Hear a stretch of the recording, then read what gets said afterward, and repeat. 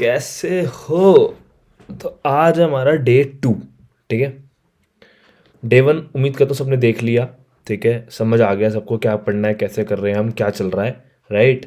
तो वही कंसिस्टेंसी, उसी यूनिफॉर्मिटी और उसी जोश के साथ आगे बढ़ते हैं। ठीक है। आओ, डे 2 में हम कवर करने वाले हैं chapter 2 of your ICAI study mat. ठीक है, CA फाइनल वालों का स्टडी मैट का चैप्टर। और इंटर की रेफरेंस के लिए बताया तो ऐसे इसमें कवर होने वाले 240, 250, 260, 299 और 402। In English 240, 250, 260, 299 and 402। ओके, आओ तो स्टार्ट करते हैं। ठीक है, सबसे पहले आता है एसए 240। वो क्या कहता है भाई? वो सिंपल सा है कि auditor responsibility relating to fraud in an audit of financial statement. यार फ्रॉड फ्रॉड फ्रॉड फ्रॉड कह रहे हो, फ्रॉड क्या? फ्रॉड का मतलब क्या है पहले तो ये बता दो भाई। भाई देख, फ्रॉड का ना बहुत बेसिक सा मतलब है, कोई भी चीज़ इंटेंशनली करी है, एन इंटेंशनल एक्ट। एक ने करी, बहुतों ने करी, अमंग मैनेजमेंट, तोचा विद गवर्नेंस, एम्प्लॉयज और third party, involving use of क्या? डिसेप्शन टू ऑब्टेन अनजस्ट और इलीगल एडवांटेज। इस पूरी डेफिनेशन में 3 वर्ड काम के: इंटेंशनल एक्ट, डिसेप्शन, अनजस्ट और इलीगल एडवांटेज। ठीक है, आगे बात करता हूं। 2 तरह के intentional misstatement are relevant to the auditor. भाई देखो, मैं तुम्हें एक बात बताता हूँ। कोई बोलेगा फ्रॉड और एरर में डिफरेंस, ये वो। अरे भाई सीधी सी बात है, जो जानबूझ के किया, सोच समझ के, उसी मेंटालिटी साथ किया तो फ्रॉड, गलती से हो गया तो एरर। बस। आओ, अब 2 तरह की होती है। एक होती है कि फ्रॉडलेंट फाइनेंशियल रिपोर्टिंग और दूसरा होता है मिस एप्रोप्रिएशन ऑफ एसेट्स। मतलब एक होता है बात कुछ और थी, बताई कुछ और गई। ठीक है। अब दूसरा होता है मिस एप्रोप्रिएशन ऑफ एसेट्स। ठीक है, इसमें क्या है कि भाई जो कंपनी के एसेट्स हैं उसका तो मिस एप्रोप्रिएट, मतलब मिस एप्रोप्रिएशन हो रहा है बेसिकली। हो सकता है ना भाई, कुछ छोटे छोटे ऐसे एसेट्स हैं, वो कोई भी आके उठा के लेके चला जा रहा है। Right, to just to have a person, just to meet इस पर्सनल गोल। हो सकता है किसी एम्प्लॉय का तुमने कॉम्पनसेशन उतना अच्छे से नहीं कर रखा हो, वो सोच रहा ऐसी की तैसी मैं अपने पैसे पूरे ऐसे करूँगा। ठीक है ना? ठीक है, समझ गए? आओ, अब भाई देखो, सीधी सी बात है, रीज़न क्या होता है ये करने का, मतलब ऐसा करते क्यों हैं लोग? सबसे पहले तो ये समझो। देखो, मैं तुम्हें फिर बता रहा हूँ, मेरा तरीका निमोनिक्स विमोनिक्स नहीं है। मेरा सिंपल तरीका है भाई, तुम्हें बैकग्राउंड दे दूँ, स्टोरी दे दूँ, उसके बाद तुम सब समझ जाओगे अपने आप ही। कोई इतना बेवकूफ़ नहीं बैठा है यहाँ पे। ठीक है ना? ना तुम, ना मैं, ना कोई बेवकूफ़ नहीं है, सब समझदार है, यहाँ तक पहुँचे हैं, समझदार हैं। हो तुम समझदार, भरोसा रखो अपने पे। आओ, पहला, इंसेंटिव और प्रेशर टू कमिट। मतलब क्या है कि भाई या तो कुछ ऐसा तगड़ा मिलेगा या दबाव है। ठीक है, तो देखो भाई, अगर फाइनेंशियल फ्रॉडलेंट फाइनेंशियल रिपोर्टिंग है तो उसके केस में इंसेंटिव प्रेशर कैसे आ सकता है? भाई देखो, सीधी सी बात है ना, बाहर वालों का इतना प्रेशर है। मतलब बाहर वालों क्या हो सकता है, इन्वेस्टर्स का प्रेशर हो कि भाई नहीं, इसको ऐसे ग्लॉस नहीं दिखा सकते आप इतना। होता है ना कि इन्वेस्टर्स को हमें प्रॉफिट दिखाना है ताकि हमें नेक्स्ट राउंड कर सकें। ठीक है, तो वो ये ऐसे करते हैं कि अनरियलिस्टिक टारगेट हमें दिखा, हम कमिट तो कराए पर हुए नहीं, तो उसको घुमा के इस तरह मतलब उसको इस तरह घुमा दिया कि भाई हाँ, लोगों को दिखे हमारे पास इतना रेवेन्यू आ रहा है। फिर परसीव्ड, अब परसीव्ड अपॉर्चुनिटी में एग्जिस्ट। भाई देखो, सीधी सी बात है, इंसान पानी है, जगह दिखेगी बहाएगा। अपॉर्चुनिटी एग्जिस्ट कर रही थी, फायदा उठा लिया। तीसरा, इंडिविजुअल जो है, अब देखो भाई सीधी बात है, बंदे का है तो इंसान ही। अब किसी का कुछ, कोई करेक्टर आदमी होता है, कोई कुछ होता है, कुछ होता है, तो किसी का कुछ एटीट्यूड, किसी का कुछ, किसी का कुछ। अब कोई ये होता है कि भाई देखो, सीधी सी बात है, ये बात होती है कि हो सकता है ना कि यार कि वो ऐसा ही बंदा हो, या वो सोचता है यार ये क्या गलत गलत क्या होता है, गलत क्या होता है, समझ गए? तो वो चीज़ है ये। ठीक है, तो उसका बेसिकली अब 3 रीज़न है, या तो दबाव है, या कुछ तगड़ा मिलना है, या फिर अपॉर्चुनिटी एग्जिस्ट कर थी इसलिए कर दिया, या फिर इंडिविजुअल जो है उसका एटीट्यूड या एथिकल वैल्यूज ही ऐसी हैं। ठीक है, अब ऑब्जेक्टिव ऑफ ऑडिटर क्या है भाई? सीधी सी बात है, उसको आइडेंटिफाई करना और असेस करना कि ROMM risk of material misstatement in financial statement due to fraud. दूसरा, to obtain sufficient and appropriate audit evidence about assessed ROMM due to fraud through designing and implementing appropriate responses. तीसरा, to respond appropriately to identified और suspected fraud. Cool. Next, एक second यार, एक second देना, ठीक है? एक सेकेंड, मैं माइक को थोड़ा पास रख लूँ। No it's fine, yes, okay. Then कम जो होता है फ्रॉडलेंट फाइनेंशियल रिपोर्टिंग, ठीक है? अब ये देखो, अब चाहे फ्रॉडलेंट फाइनेंशियल रिपोर्टिंग है चाहे मिसएप्रोप्रिएशन होती कैसे है, चलिए समझ आ गया क्यों, ठीक है? ऑडिटर का काम है, पता लग गया। क्यों करते हैं लोग, पता लग गया। ऑडिटर का ऑब्जेक्टिव क्या है, पता लग गया। कैसे करते हैं लोग ये चीजें, आओ देखो।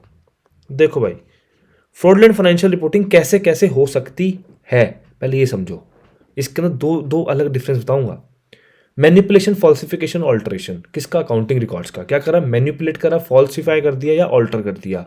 दूसरा, मिस रिप्रेजेंटेशन कर दिया या इंटेंशनल ओमिशन कर दिया, ठीक है? तीसरा, इंटेंशनली मिस एप्लीकेशन करा अकाउंटिंग प्रिंसिपल का। अब देखो सीधी सी बात है भाई, अकाउंटिंग प्रिंसिपल में जजमेंट लगती है, ठीक है? अब तूने जान बुझ के उसका मिस एप्लीकेशन करा, ठीक है, वो भी चीज है, ओके। मेन चीज है इंटेंशन, ठीक है? अब सुनो, ये तो हो गया कैसे करते हैं, समझ आ गया भाई, मैनिपुलेशन है, ये ही है। लेकिन इन्हीं चीज को करने की टेक्निक की बात अगर मैं करता हूं, तो टेक्निक पे आएंगे तो वो और बारीकी में जाएंगे हम। क्या भाई? फिक्टिशियस जनरल एंट्री डाल दी, ठीक है? फिक्टिशियस है मतलब एग्जिस्ट ही नहीं करती, कर दी बस हमने। इनएप्रोप्रिएटली एडजस्टिंग असम्पशंस, कि हमने एडजस्ट कर दिया एक्सपेंस, असम्पशन है हमारी ये, ठीक है भाई, मिस एप्लीकेशन ही है। देन ओमिटिंग, डिलेइंग और एडवांसिंग रिकॉग्निशन फाइनेंशियल स्टेटमेंट। इसका एग्जांपल तुम परफेक्ट एग्जांपल देता हूं मैं। देखो, होता क्या है कि ना, ये यूजुअली ना कंपनीज ईयर एंड पे करती हैं, ठीक है? कुछ एसेट्स होते हैं जो ईयर एंड के बाद बन रहे होते हैं, फॉर एग्जांपल अप्रैल में बन रहे हैं, ठीक है? अब ऑडिटर साहब तो आएंगे क्या कहते हैं, ईयर एंड पे बाद ही।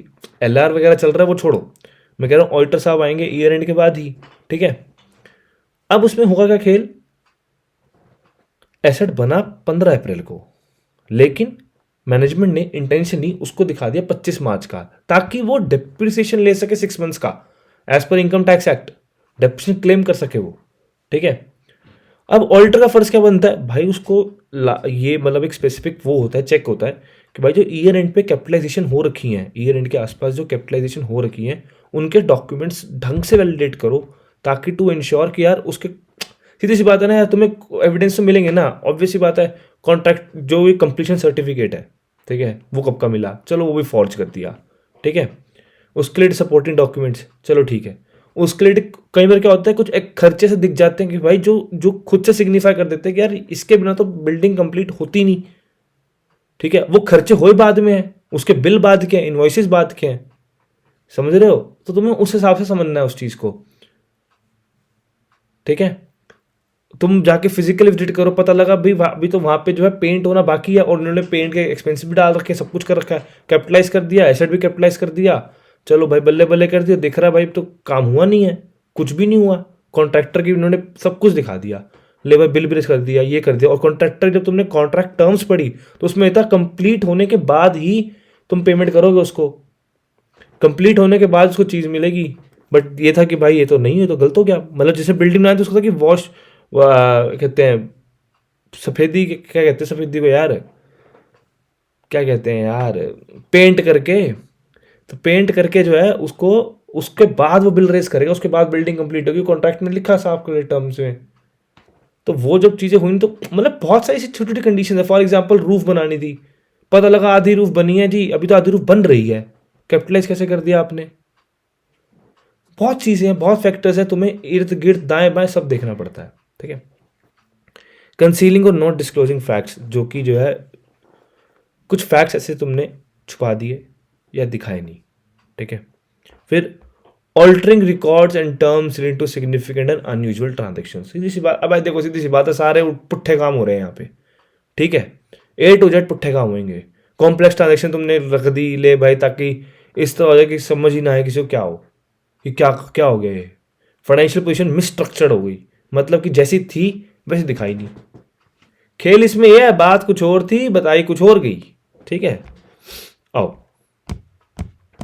Miss appropriation of assets, simple सी बात है भाई, वो कैसे अकम्प्लिश होता है, क्या क्या होता है उसमें। भाई देखो तुम क्या करोगे, एम्बेजलिंग रिसीट्स कर दोगे, मतलब मिस एप्रोप्रिएट कलेक्शन और diverting receipt to personal account. ठीक है, मतलब तुम अपने पर्सनल अकाउंट में ट्रांसफर मार रहे हो। मैं तुम्हें से एक प्रैक्टिकल एग्जांपल देता हूँ, क्लाइंट का नाम तो लूंगा नहीं। ठीक है, तो बेसिकली एक बाहर का क्लाइंट था। उसमें क्या हुआ कि वहाँ पे ना मतलब बैंक स्टेटमेंट्स हमने जब स्क्रूटनी करने बैठे उसकी हम, तो हमने देखा कि यार कुछ कुछ एक दो अमाउंट ऐसे हैं जो बुक्स में दिख रहे हैं एज एक्सपेंस। ठीक है, बट उनका जो है, जो ट्रांजैक्शन है, जो बैंक स्टेटमेंट में ट्रांजैक्शन दिख, जो कंपनी का बैंक स्टेटमेंट है उसमें रिफ्लेक्ट ही नहीं हो रहा वो। मतलब खर्चा हुआ, पैसे कट गए, बैंक कंपनी के बैंक अकाउंट से पैसे कटे हैं, बिल्कुल कटे हैं, वहां पे दिख गया कि हाँ पैसे कट गए। ठीक है, और वहां पे जो रेफरेंस नंबर आ रहा है, ठीक है, जो बेसिकली होता है ना कि यार हाँ इसका ये रेफरेंस नंबर है, ये इसको गए, वहां पे लकीली हमारे पास ना कॉरस्पॉन्डिंग पार्टी का भी जिक्र एक डिस्क्लेमर में आ रहा, डिस्क्रिप्शन में आ रहा था। ठीक है, हुआ क्या, जब हमने सिमिलर ट्रांजेक्शन ऊपर देखी तो उसमें देखा कि यार उसमें नाम किसी और का था, उसी बंदे के नाम पे खर्चा दिखाया इन्होंने, किसी पुराने वेंडर पे खर्चा दिखाया है, उसके नाम के आगे जो है कुछ हो रहा था। वहां से पता लगा गया वो तो किसी पर्सनल इंप्लॉय के खाते में गए पैसे। देन स्टीलिंग फिजिकल एसेट और इंटेलेक्चुअल प्रॉपर्टी, ऑब्वियसली बात है भाई, तुम छोटी मोटी चीजें पड़ी थी उठाई, चला इस तैसी करा। कोजिंग एन एंटिटी टू पे for goods and services not received, entity को मतलब कि ऐसा बना दिया कि हाँ भाई ऐसे खर्चे के लिए पे करवा दिया, फर्जी खर्चे। Using an entity's asset for personal use, AC लिया कंपनी के नाम पे, घर पे लगा दिया, घर वाले चला रहे हैं, ऐसी तैसी। अब प्राइमरी रिस्पॉन्स भाई देखो, क्या ये फ्रॉड पकड़ने की रिस्पॉन्सिबिलिटी ऑडिटर की है? नो, प्राइमरी रिस्पॉन्सिबिलिटी है बट प्राइमरी रिस्पॉन्सिबिलिटी नहीं है। प्राइमरी रिस्पॉन्सिबिलिटी दोस्त चालित गवर्नेंस और मैनेजमेंट की है। ठीक है, आओ भाई रिस्पॉन्सिबिलिटी ऑफ ऑडिटर्स की बात करते हैं। सबसे पहले तो मैं बता देता हूँ ऑडिटर की रिस्पॉन्सिबिलिटी से बताने से पहले एक चीज़ है कि भाई इनहेरेंट लिमिटेशंस कुछ हैं जिसकी वजह से कुछ रिस्क है जो अनअवॉइडेबल रह जाते हैं, कि यहाँ हो सकता है ना कुछ डिटेक्ट ना हो पाए। क्यों? इनहेरेंट लिमिटेशंस कौन सी? यार देखो सीधी सी बात है, टाइम लिमिटेड होता है, कॉस्ट भी होती है, बहुत सारे फैक्टर्स हैं, और ऑडिटर कोई इन्वेस्टिगेटिंग ऑफिसर तो है नहीं कि हाँ भाई रखा और चल भाई बता सब कुछ, सच सच बोल। हम इन्वेस्टिगेशन तो नहीं कर सकते ना, ठीक है ना, हम अपना स्केप्टिसिज्म लगा सकते हैं, क्वेश्चनिंग माइंड से कर सकते हैं, बट ऑब्वियस बात है कुछ चीज़ें ऐसी होती हैं, रिस्क फिर भी अनअवॉइडेबल रह जाता है कि जिसमें हम कुछ कर नहीं सकते। Risk of not detecting misstatement from fraud is higher than risk of not detecting one resulting from error. बताता हूं क्यों।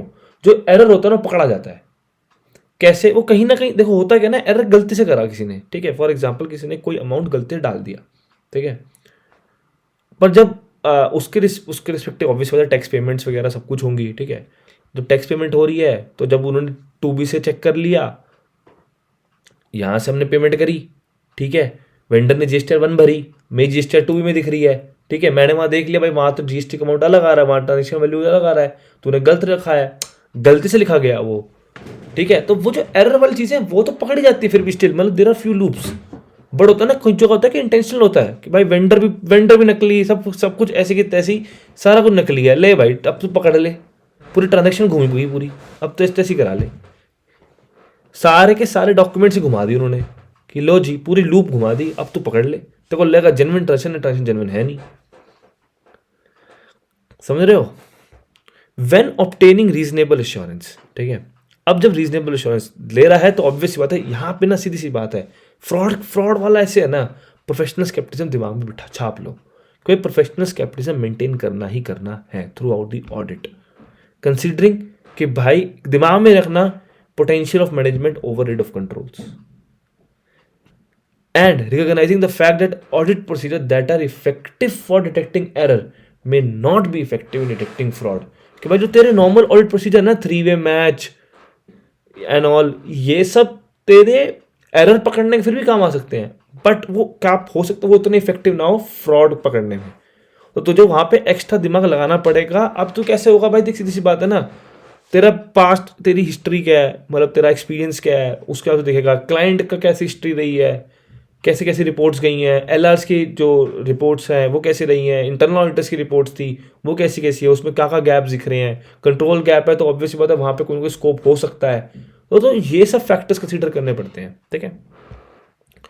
Y evaluation of fraud risk factors by auditor is necessary. अब देखो भाई, वाई करना क्यों है भाई, देख पैसा किसका, कंपनी का, ठीक है भाई, पब्लिक का लगा है ना पैसा, स्टेक होल्डर्स है ना, उन्होंने इन्वेस्ट करा है तुम्हारे भरोसे, ठीक है। तो तुम्हें उस हिसाब से उसका उस तरीके से इवैल्यूएशन करना है, कहीं ना कहीं फ्रॉड का कोई दिक्कत तो पेशी तो नहीं दिख रही। देखो, no auditor shall evaluate whether one और more fraud risk factors are present, while FRF may not necessarily indicate the existence of fraud. Financial reporting framework वो हो सकता है कि एग्जिस्टेंस ऑफ फ्रॉड ना इंडिकेट करे। They have often been present in circumstances where fraud have occurred and therefore may indicate risk of material due to fraud. The fact that fraud is concealed and can make it very difficult to detect. Obviously बात है ना भाई, जिसने करा सोच समझ के पूरा प्लानिंग करे करा, ठीक है, तो प्लानिंग करे करा तो डिफिकल्ट टू डिटेक्ट तो होगा ही होगा, ठीक है। आगे बढ़ते हैं। देखो भाई, अब जो फ्रॉडुलेंट फाइनेंशियल रिपोर्टिंग है ना, वो तुम रैंक इजीली नहीं कर सकते कि हाँ भाई ये हाई है, लो है, मीडियम है। एक तो बात तुम बताता हूँ, फाइनेंशियल रिपोर्टिंग ना ऑब्वियसली एक तो बहुत सारी जजमेंट्स लगती हैं उसमें, ठीक है। अब तुम बोलोगे भाई हमारे सब तो ये लगना चाहिए, मैनेजमेंट बोलेगी ना जी हम तो ये हमारी जजमेंट है, ये हमारी वो है, करो क्वेश्चन।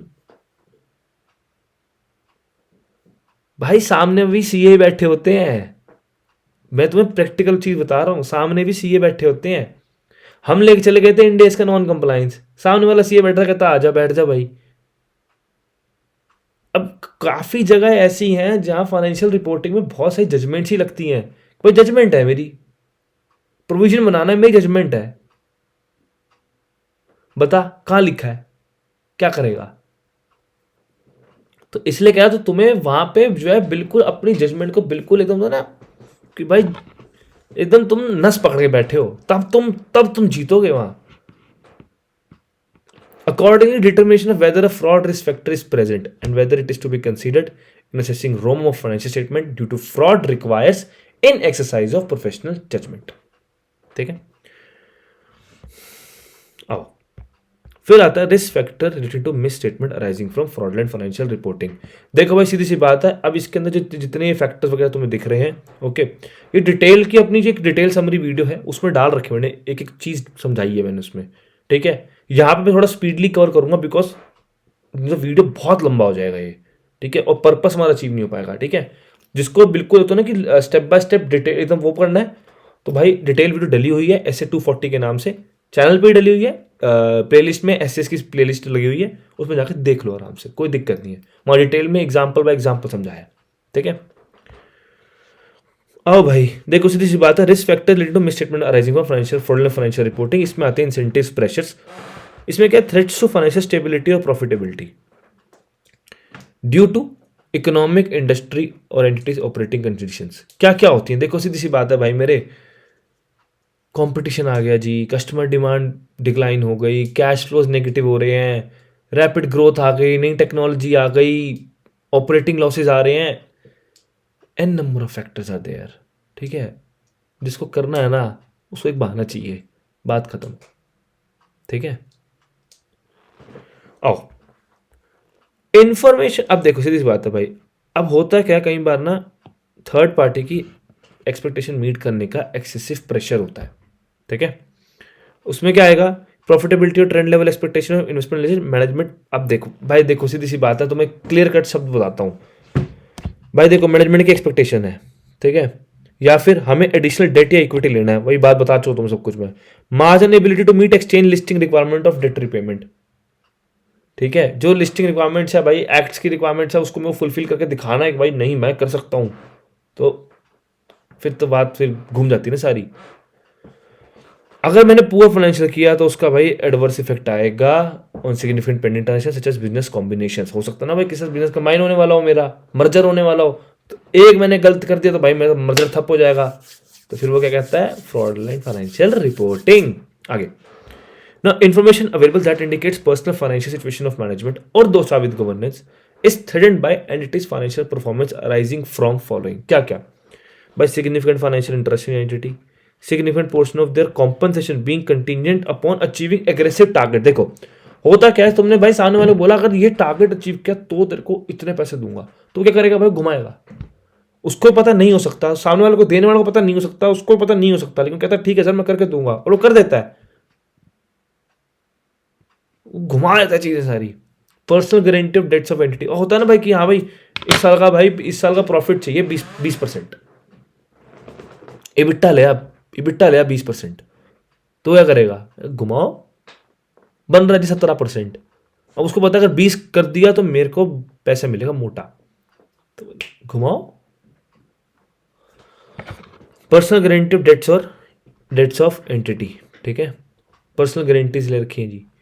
फिर एक्सेसिव प्रेशर ऑन मैनेजमेंट और ऑपरेटिंग, ये बेसिकली क्या है, ये सब कुछ नहीं है भाई, ये क्या है, ये इंफॉर्मेशन है कि जो इंडिकेट कर सकती हैं कि भाई जो मैनेजमेंट दोस्त चार गवर्नेंस है उनकी जो पर्सनल फाइनेंशियल सिचुएशन है, कि हाँ भाई उनकी हालत तंग है, तो हो सकता है वो तभी कर रहे हो, ठीक है।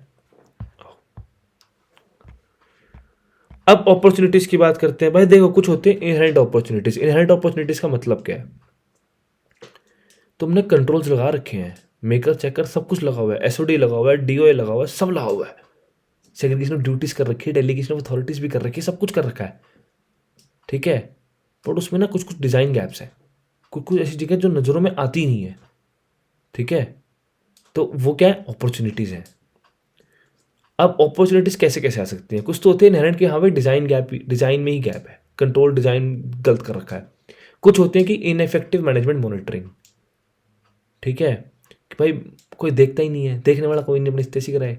फिर कॉम्प्लेक्स ऑर्गेनाइजेशन स्ट्रक्चर है जी, कि भाई पता ही नहीं है किस पे कंट्रोलिंग इंटरेस्ट है, कॉम्प्लेक्स कर रखा है, ठीक है, और सीनियर ऊपर वाली जो मैनेजमेंट है वो आती जाती रहती है।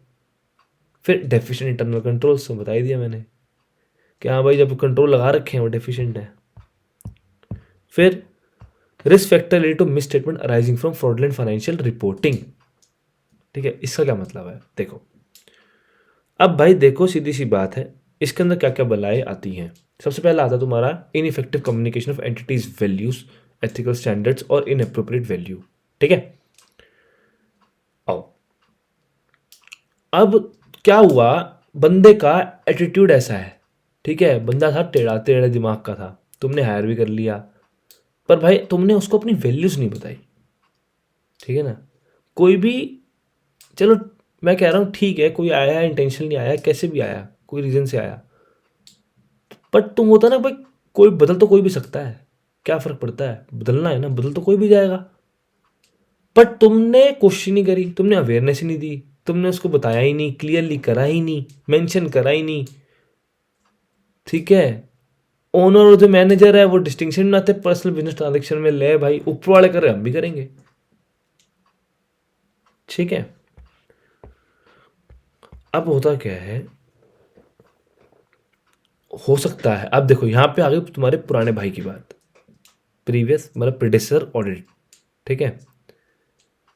होता क्या है कि कुछ चीज़ें ऐसी भी होती हैं कि पता लगता है कि भाई पुराना जो था अब वो डिस्प्यूट्स हुए तो उन्हें विड्रॉ कर दिया। जैसे बताया था ना कि वहाँ पे तुम्हें रीज़न जानना पड़ेगा कि उसने पहले छोड़ा क्यों था, कब पढ़ा, ऊपर पढ़ के आए थे ना SQC 1 से 220 वाले में, कि अगर उसने छोड़ा तो उसने एक्सेप्टेंस और कंटिन्यूएंस ऑफ क्लाइंट एंगेजमेंट, भाई प्रीडिसर ऑडिटर ने छोड़ा क्यों बता, ठीक है।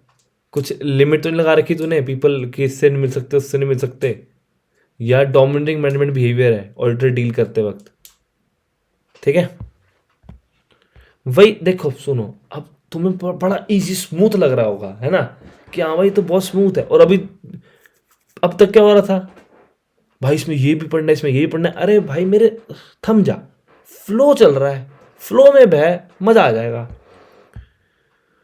अब फिर क्या आता है भाई, देखो risk factor relating to misstatement arising from MOA। अब वही सेम चीजें, इंसेंटिव प्रेशर, एटीट्यूड, अपॉर्चुनिटी, क्या है काम वही है भाई।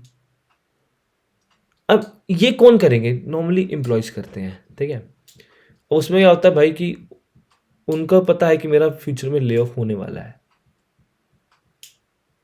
तो भाई करो पैसे वसूल, ठीक है। एम्प्लॉय कॉम्पनसेशन कम है, या फिर तुमने प्रमोशन जो है इनकन्सिस्टेंट है, कि भाई मेरी उम्मीद थी मुझे 20% मिलेगा, बट तुमने दिया उसको 2%, 5%, तो कह रहा है यार ऐसी की तैसी कराओ, अब तो छोड़ सकता नहीं, नौकरी मिल नहीं रही, चलो कोई नहीं भाई, अब ऐसे पैसे बढ़ाऊंगा। एटीट्यूड या रेशनलाइजेशन ऐसी कि भाई सीधी सी बात है कि डिसरिगार्ड है फॉर नीड ऑफ मॉनिटरिंग। भाई वहाँ पे वो कहते हैं कि भाई यहाँ पे मॉनिटरिंग की जरूरत ही नहीं है, तो ठीक है भाई घुमाओ, ठीक है। छोटी छोटी चीज़ें एसेट्स अवेलेबल हैं, या कोई छोटी मोटी चोरी होगी, उसका टॉलरेंस तुमने पहले बना रखा है कि हाँ ठीक है 5% माल चोरी होगा ही होगा, ठीक है। तो ये होता है कि 5% तो कर सकते हैं ना, मतलब कोई नज़र में थोड़ी आ रहे हैं, लगाओ।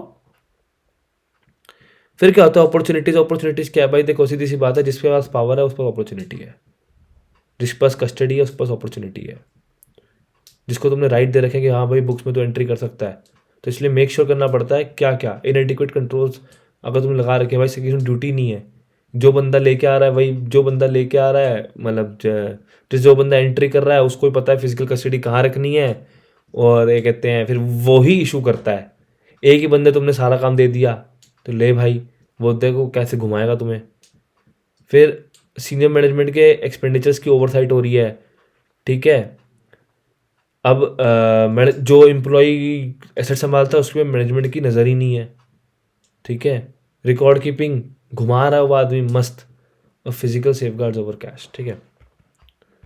और इसमें दिक्कत क्या होती है, दिक्कत वही है, सिंपल सी बात है भाई, रिकन्सिलेशन नहीं करते तुम, PV नहीं करते, फिजिकल वेरिफिकेशन नहीं कराते, जो मैंडेटरी वेकेशन होती है वो नहीं देते हो, कि हाँ भाई होता है ना कि भाई चल ठीक है इसकी जगह कोई और बंदा आएगा वही सेम काम करेगा, तो उसको पता लगेगा ना भाई यहाँ पे गलती हो रही है, तो बता सकता है ना। फिर आता है response to assess risk of material misstatement due to fraud at financial statement level. इसके अंदर क्या भला है, अब देखो, in determining overall response to address the assessed risk of material misstatement due to fraud at financial statement level, the auditor shall, क्या करेगा auditor, assign और सुपरवाइज करेगा पर्सोनल, ठीक है। भाई सीधी सी बात है, सुनो, responses to assessed risk of material misstatement due to fraud at financial statement level. अब भाई रिस्पॉन्स क्या दें, हमने असेस कर लिया रिस्क ऑफ मटेरियल मिसस्टेटमेंट, तो उस पर रिस्पॉन्स क्या दें। अब देखो इन डिटरमाइनिंग ओवरऑल रिस्पॉन्स, तो ऑडिटर क्या करेगा, ऑडिटर एक असाइन करेगा, सुपरवाइज करेगा पर्सोनल को, जो कि taking account of knowledge, skill, ability of ability to be given significant engagement responsibility and auditor assessment of risk due to fraud और engagement। असाइन और सुपरवाइज करेगा ऐसे बंदे को जिसके पास नॉलेज है इस चीज़ के ऊपर बात करने की, काम करने की, ओके। फिर करेगा कि फिर वो देखेगा कि भाई जो इन्होंने अकाउंटिंग पॉलिसी सेलेक्ट कर रखी है वो ठीक है। फिर incorporate an element of unpredictability in the selection of nature, time and extent of audit procedures, ठीक है। फिर ऑडिट प्रोसीजर, अब जो response shift to risk related to management override of control. अब भाई देखो मैं तुमसे साफ बताता हूँ, अब क्या हुआ, मैनेजमेंट ओवरराइड ऑफ कंट्रोल है, ठीक है। तो उसके रिस्पॉन्स में कैसे कैसे काम करेगा वो टेस्ट करेगा भाई अप्रोप्रिएटनेस ऑफ जनरल एंट्रीज, और जो अदर एडजस्टमेंट हुई उनकी अप्रोप्रिएटनेस टेस्ट करो, रिव्यू करो accounting entries for biases and evaluate whether circumstances producing the bias if any represent a risk of material misstatement due to fraud. कोई biasness तो नहीं है, सब आमलेंथ पे है ना, कोई बायसनेस वाली लफड़ा तो नहीं हो रखा ना यहाँ पे। और सिग्निफिकेंट ट्रांजेक्शन जो कि outside normal course of business है, अपीयर्स टू बी अनयूजुअल, ठीक है। तो देखो सीधी सी बात है, यहाँ पे क्या होता है कि तेरा काम है कपड़े खरीद के बेचने का, ठीक है। अब वहाँ पे तुमने देखा एक अनयूजुअल एक्सपेंडिचर दिख रहा है, कुछ भी हो सकता है वो जो कि तुम्हारे बिजनेस से रिलेटेड ही नहीं है, तो हो सकता है कि भाई वो उसने ऐसे घुमाया हो। फिर क्या आता है मैनेजमेंट रिप्रेजेंटेशन। भाई ऑडिटर जो है एक रिटर्न रिप्रेजेंटेशन ले लेगा कि हाँ भाई वो अपनी एक्नॉलेज करते हैं रिस्पॉन्सिबिलिटी, उन्होंने डिस्क्लोज कर दी ऑडिटर को, देव डिस्क्लोज जो उनको फ्रॉड वूड पता था उन्होंने वो भी डिस्क्लोज कर दिया है, और कि they knowledge of any allegation of fraud suspected fraud, उन्होंने सब कुछ बता दिया ऑडिटर को, बस फिर डॉक्यूमेंट कर दो। The auditor documentation shall include क्या, significant decisions reach or identified and assessed ROMM due to fraud at financial statement level and at session level। फिर auditor documentation of response to assess ROMM shall include. अब देखो response में क्या होगा भाई, overall response क्या आया, ठीक है, तूने क्या time extent of audit procedure लगाया, तेरा क्या रिजल्ट आया, बस ठीक है। 240 यहाँ पे खत्म। अगला ऐसे आता है हमारा 250, ये बहुत छोटा है, बहुत छोटा इससे है, ठीक है, इस पे करते हैं बात। तो ऐसे 250 consideration of laws and regulations in an audit of financial statements. आओ अब भाई देखो सीधी सी बात है, जब ऑडिट हम कर रहे हैं, ऑडिट ऑफ फाइनेंशियल स्टेटमेंट्स हो रहा है, तो भाई हमें लॉज और रेगुलेशंस को भी कंसीडर करना है। आई नो आधा घंटा हो गया है, ठीक है, थोड़ा सा थक गए हो, कोई दिक्कत नहीं है मेरे भाई, यही टाइम है, यही टाइम है जिसमें बन जाओगे, कर जाओगे, बस यही टेस्ट है, ये पास कर जाओ आराम से। सिर्फ वीडियो देखनी है पेशेंसली, तुम्हारा सब कुछ बढ़िया हो जाएगा यार, लिटरली बोलो सब बढ़िया हो जाएगा, मजे आ जाएंगे तुमको भी, ठीक है, कोई दिक्कत नहीं, कर रहे करते आराम से चलते हैं, कोई फर्क नहीं पड़ रहा मेरे को इतना, कोई दिक्कत नहीं, वीडियो थोड़ी लंबी हो जाए कोई इशू नहीं है, चलाओ पढ़ाओ।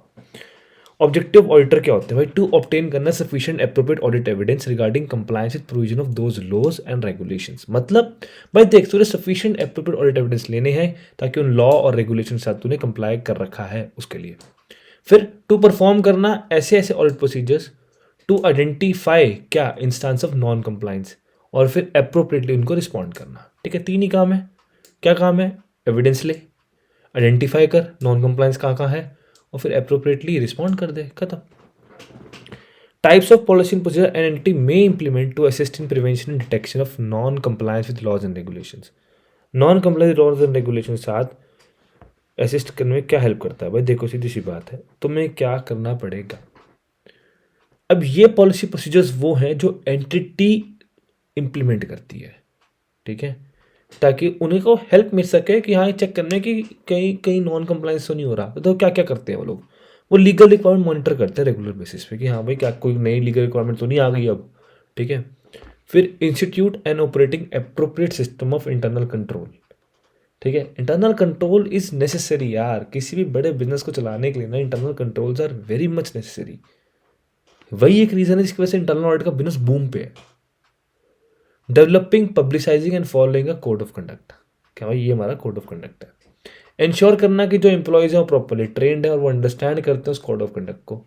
मॉनिटर करना compliance with code of conduct, उसी का।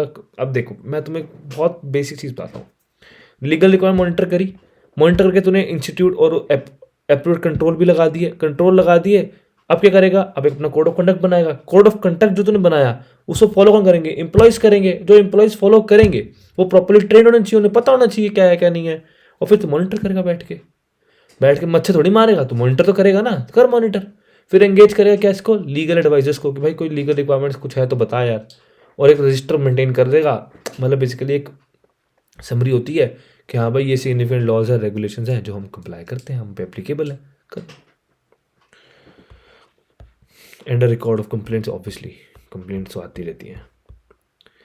फिर auditor responsibility in relation to compliance with laws and regulation, भाई ऑडिटर की रिस्पॉन्सिबिलिटीज क्या है। Responsibility to compliance with laws and regulations generally recognized to have a direct effect on determination of material amounts and disclosures in financial statement.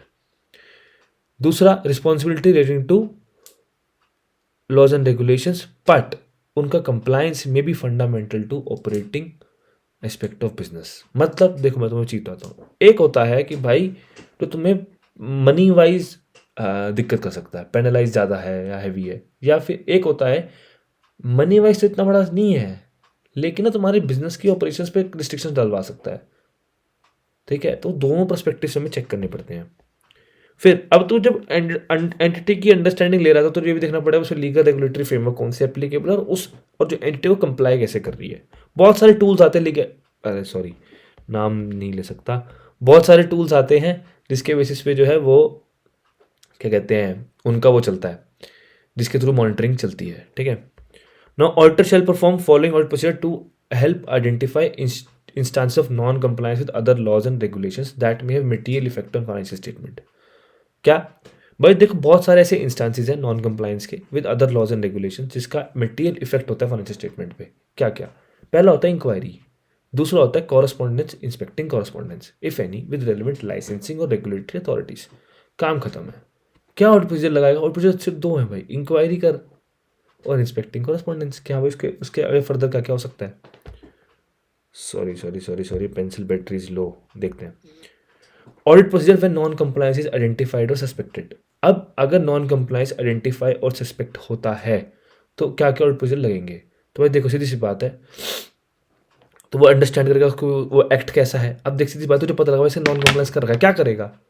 Simple सी, अरे simple सी एक चीज़ करेगा। अगर non compliance का पता लग गया तेरे को तो एक सिंपल सी चीज़ करेगा कि भाई उसका नेचर ऑफ एक्ट समझेगा और further information to evaluate possible effect on financial statement.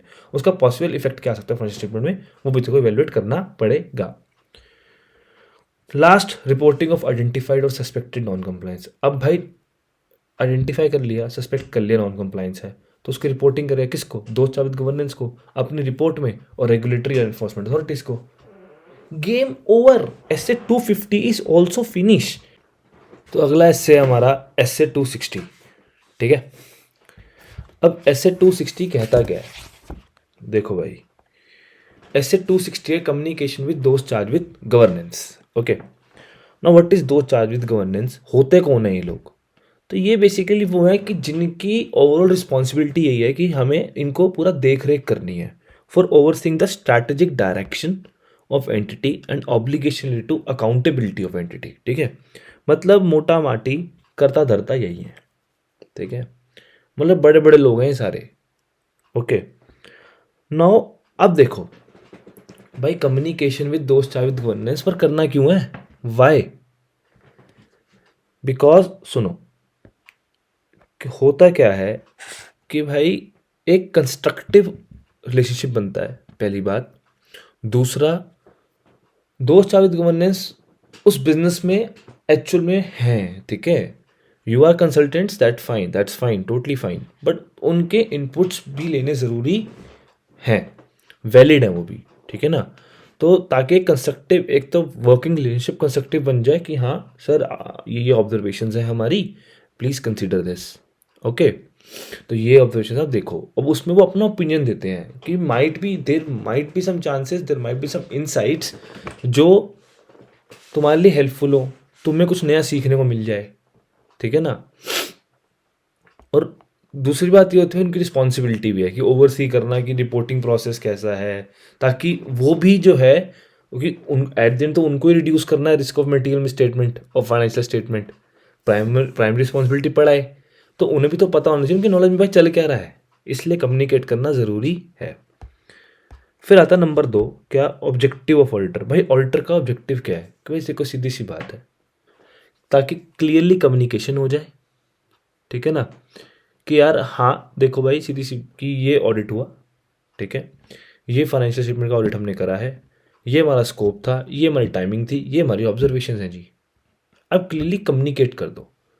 Then to obtain from those charge governance information relevant to audit. Information भी तो लेनी है ना उनसे कि हाँ भाई कुछ आपका इनपुट है तो बताओ हमें। कई बार क्या होता है कि जो स्पोक्स होते हैं, जो हमारे स्पोक्स होते हैं, प्रोसेस के एचओडीज होते हैं, उनको भी कई बार कुछ चीज़ें उनसे मिस हो जाती हैं। तो वो जो उनके ऊपर बैठे हैं, राइट, वो स्ट्रैटेजिकली सोच रहे हैं, तो there must be some reason. कुछ रीजंस होते हैं जो उनके पास भी नहीं होते, लेकिन हाँ अपर मैनेजमेंट के पास होते हैं, तो वो करना ज़रूरी इसलिए हो जाता है। ठीक है, फिर आता है ताकि, अब देखो, अब होता क्या है कि अगर हम टाइमली उनको बता दें कि सर ये दिखते हैं, ऐसा ऐसा है, या मैम ये सब दिखते हैं, ऐसा ऐसा है।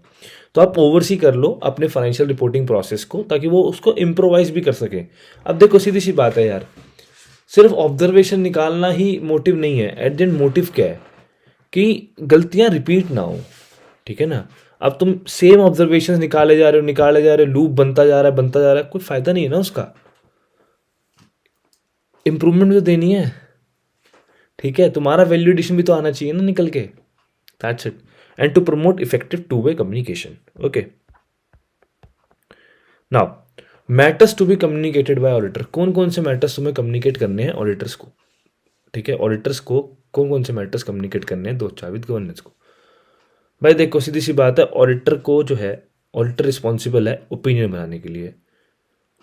उसको उस फाइनेंशियल स्टेटमेंट के ऊपर जो कि मैनेजमेंट ने बनाई है, लेकिन ओवरसाइट तो दोस्त विद गवर्नेंस का ही है ना उसके ऊपर।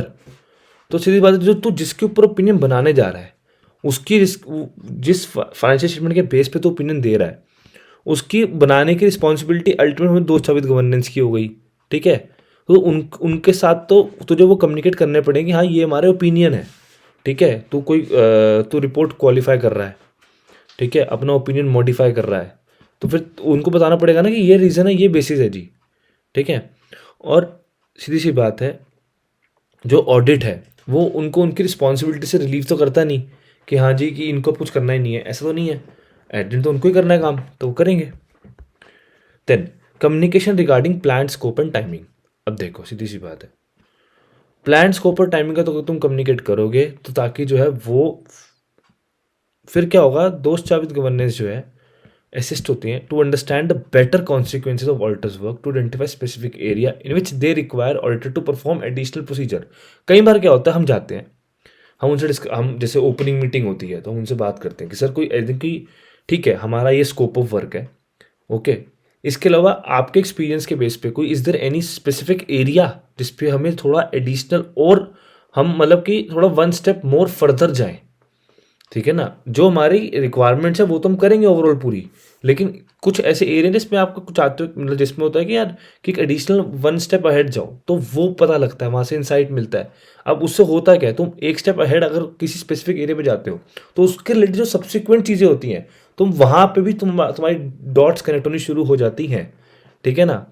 देन असिस्ट करते हैं ऑडिटर को to understand before the entity and its environment, ठीक है। ऑडिटर को अंडरस्टैंडिंग करने में आसानी हो जाती है ये, ठीक है।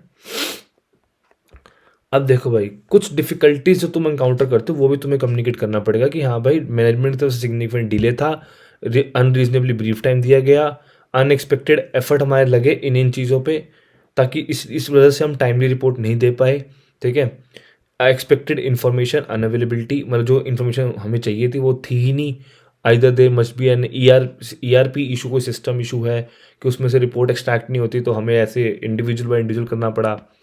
There might be lots of reasons. Then unavailability of expected information, that's it. फिर restriction imposed on by auditor by management, management ने कुछ रिस्ट्रिक्शंस लगा दी ऑडिटर पे। अब मैनेजमेंट, और लास्ट बट नॉट लीस्ट कि मैनेजमेंट अनविलिंगनेस कि भाई कि हम असेसमेंट को आगे खींचें और एक्सटेंसिव जाएं, ठीक है, जिसकी वजह से क्या हो कि हाँ जो कि क्वेश्चनिंग उठा दे कि entity as a going concern, कि मतलब आगे चल के चलनी है नहीं चलनी वो पता ही नहीं है, ठीक है। तो वहाँ पे क्या हुआ कि मैनेजमेंट की अनविलिंगनेस आ गई, ठीक है। That's it. management's unwillingness to make or extend its assessment of entity's ability to continue as going concern when requested, ठीक है। फिर इसको आता है significant findings from audit, okay. अब इसके अंदर देखो, इसके अंदर क्या है, बहुत बेसिक है। Auditors views about significant qualitative aspect of entities accounting practice, ठीक है। When applicable, auditor shall explain why the policy which is acceptable for framework but not to be the most appropriate to a particular circumstance of entity.